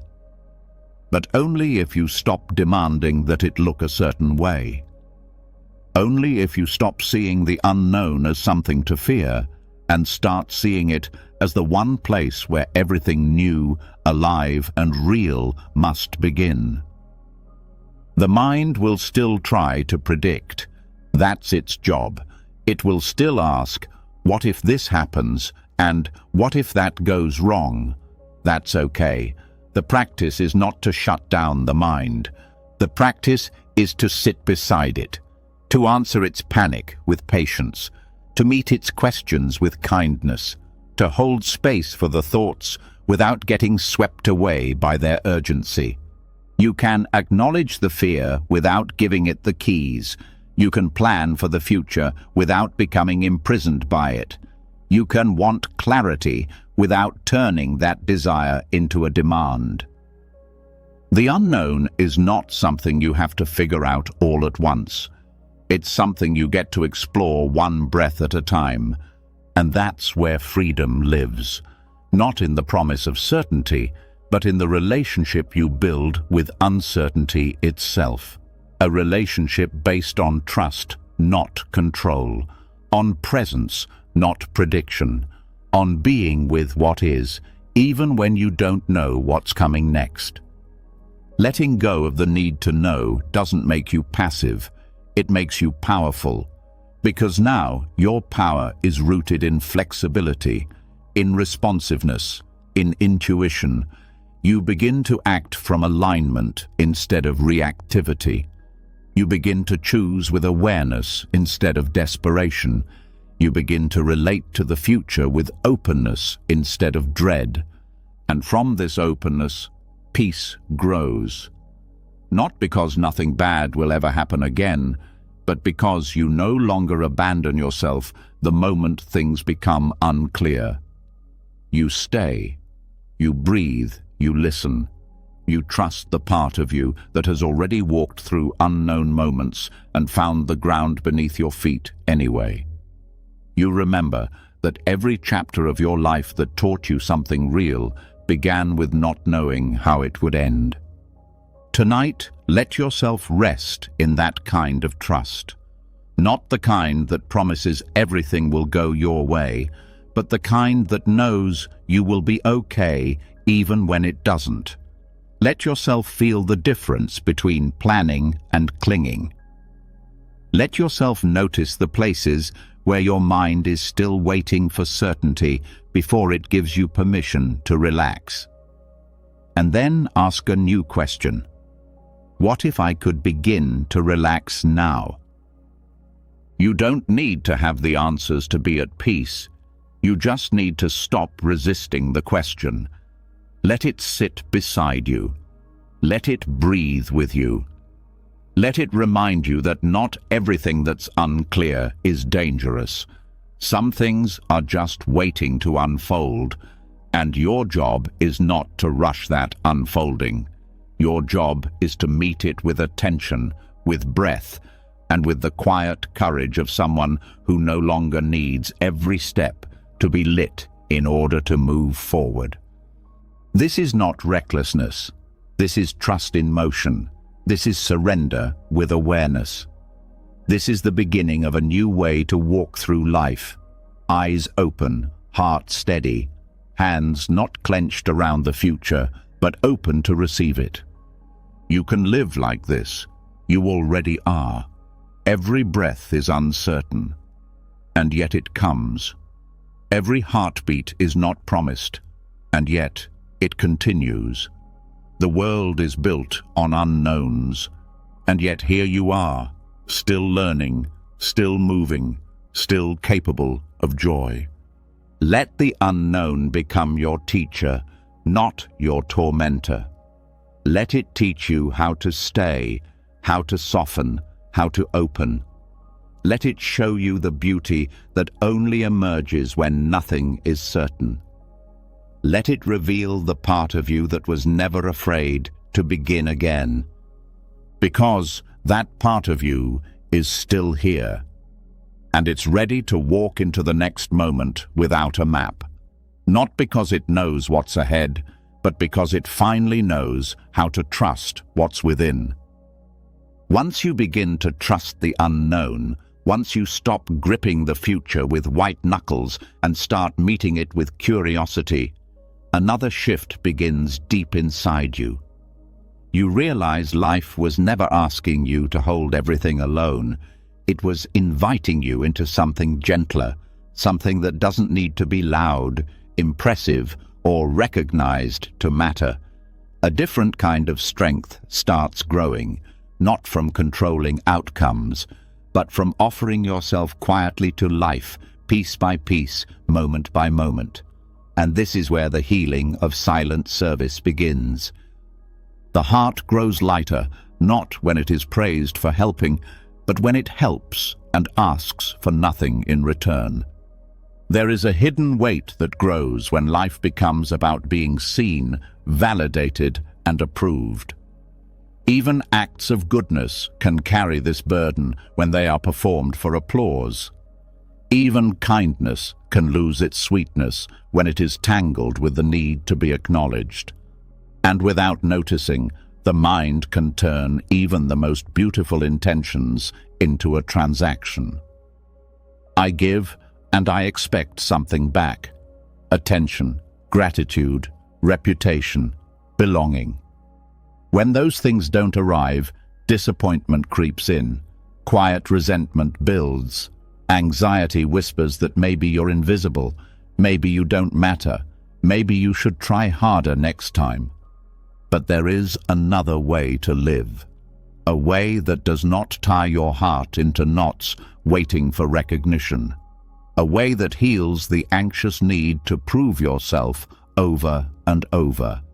It is the path of silent service, serving not for reward, but because it is your nature to give, helping not because it will be noticed, but because it feels natural to ease the burdens of others where you can, letting your goodness flow like a river that nourishes without demanding thanks from the trees. Silent service is not about shrinking or hiding. It's about offering. Offering your presence, your care, your attention without turning it into a currency. It is the kind of giving that doesn't announce itself, the kind of kindness that doesn't carry a scoreboard, the kind of generosity that doesn't make noise but still reshapes the world in unseen ways. When you live like this, something heavy falls away. You stop carrying the invisible ledger that tracks who owes you what. You stop scanning every action to see if it's enough to be loved. You stop needing every good deed to be witnessed in order to feel real. You begin to understand that service, in its purest form, is not a transaction between egos. It is a transmission from life to life. Helping quietly does not make your actions smaller. It makes them deeper, because now you are not adding more noise to the world's endless clamor for attention. You are becoming a thread in the fabric of connection itself. You are healing not just others, but yourself. Because every time you act without needing reward, you untangle your heart a little more from the anxiety of needing to be seen. This doesn't mean you suppress your needs. It doesn't mean you deny your humanity. It means you recognize that your deepest fulfillment comes not from being admired, but from living in alignment with the goodness already inside you. It means you trust that your value is not measured by external applause, but by the quiet integrity of your own heart. There is a different kind of joy that rises when you give without needing anything back. A freer kind of happiness, a sturdier kind of peace. You smile at the stranger, not because it makes you a better person, but because it reminds you that kindness is your nature. You help carry a burden, not because you need to be praised, but because lifting it feels right. You offer your presence to someone struggling, not because it looks good, but because compassion flows more naturally than judgment when you let it. And over time, this way of living becomes less effort and more instinct. It becomes less about choosing to be good and more about remembering that you already are. The anxious self that worried so much about being enough, doing enough, being noticed enough, begins to dissolve. You are no longer performing goodness. You are embodying it. You are no longer exhausting yourself trying to be worthy. You are resting into the truth that you already belong. Silent service also protects your peace in a noisy world. Because when you are not acting for recognition, the absence of recognition doesn't wound you. When you are not giving to impress, the lack of applause doesn't drain you. You stay steady, you stay rooted, you stay free. You can offer your gifts, your care, your energy without tying yourself to the reactions of others. And this freedom lets you love more honestly. You stop helping people because you want them to change. You stop offering kindness with hidden strings attached. You stop needing to fix or rescue or be needed in order to feel valuable. You simply meet each moment with an open hand instead of a closed expectation. You let your kindness be unconditional, not because you are saintly, but because it feels lighter to love this way. There will still be times when the old patterns try to pull you back, when you notice yourself wondering if you're doing enough, if you're appreciated enough, if you matter enough. That's okay. That's just the mind's old habit. When you see it, you don't have to fight it. You can just smile softly and return to the simple truth. You are not here to earn love. You are here to give it, freely, quietly, deeply. Silent service is not about erasing yourself. It's about expanding your heart so wide that it no longer needs to make noise to be real. It's about trusting that small kindnesses ripple outward in ways you may never see. That every compassionate action leaves an imprint, whether anyone notices or not. That your life can be a blessing, not because it is broadcast, but because it is lived sincerely. Tonight, let yourself feel the peace that comes from this kind of giving. Let yourself imagine offering your attention, your care, your presence, without needing anything in return. Let yourself rest in the knowing that the quiet goodness you offer is enough. It always was. It always will be. You don't need to be louder. You don't need to be bigger. You don't need to be recognized to be real. Your kindness already matters. Your presence already counts. Your small acts of love are already shaping the world in ways you cannot measure. And the quieter your heart becomes, the louder your life will sing. You made it. You walked through some of the deepest truths life has to offer. Tonight, you let the weight of control loosen. You learned how to stop blaming, how to step away from hope and fear, how to quiet the endless what-ifs, how to soften your body, how to see problems for the illusions they are. You found the strength to reframe difficulty with compassion, to slow down when panic tried to speed you up, to dissolve the self-image that fed your fears, to trust the invisible seeds growing underground.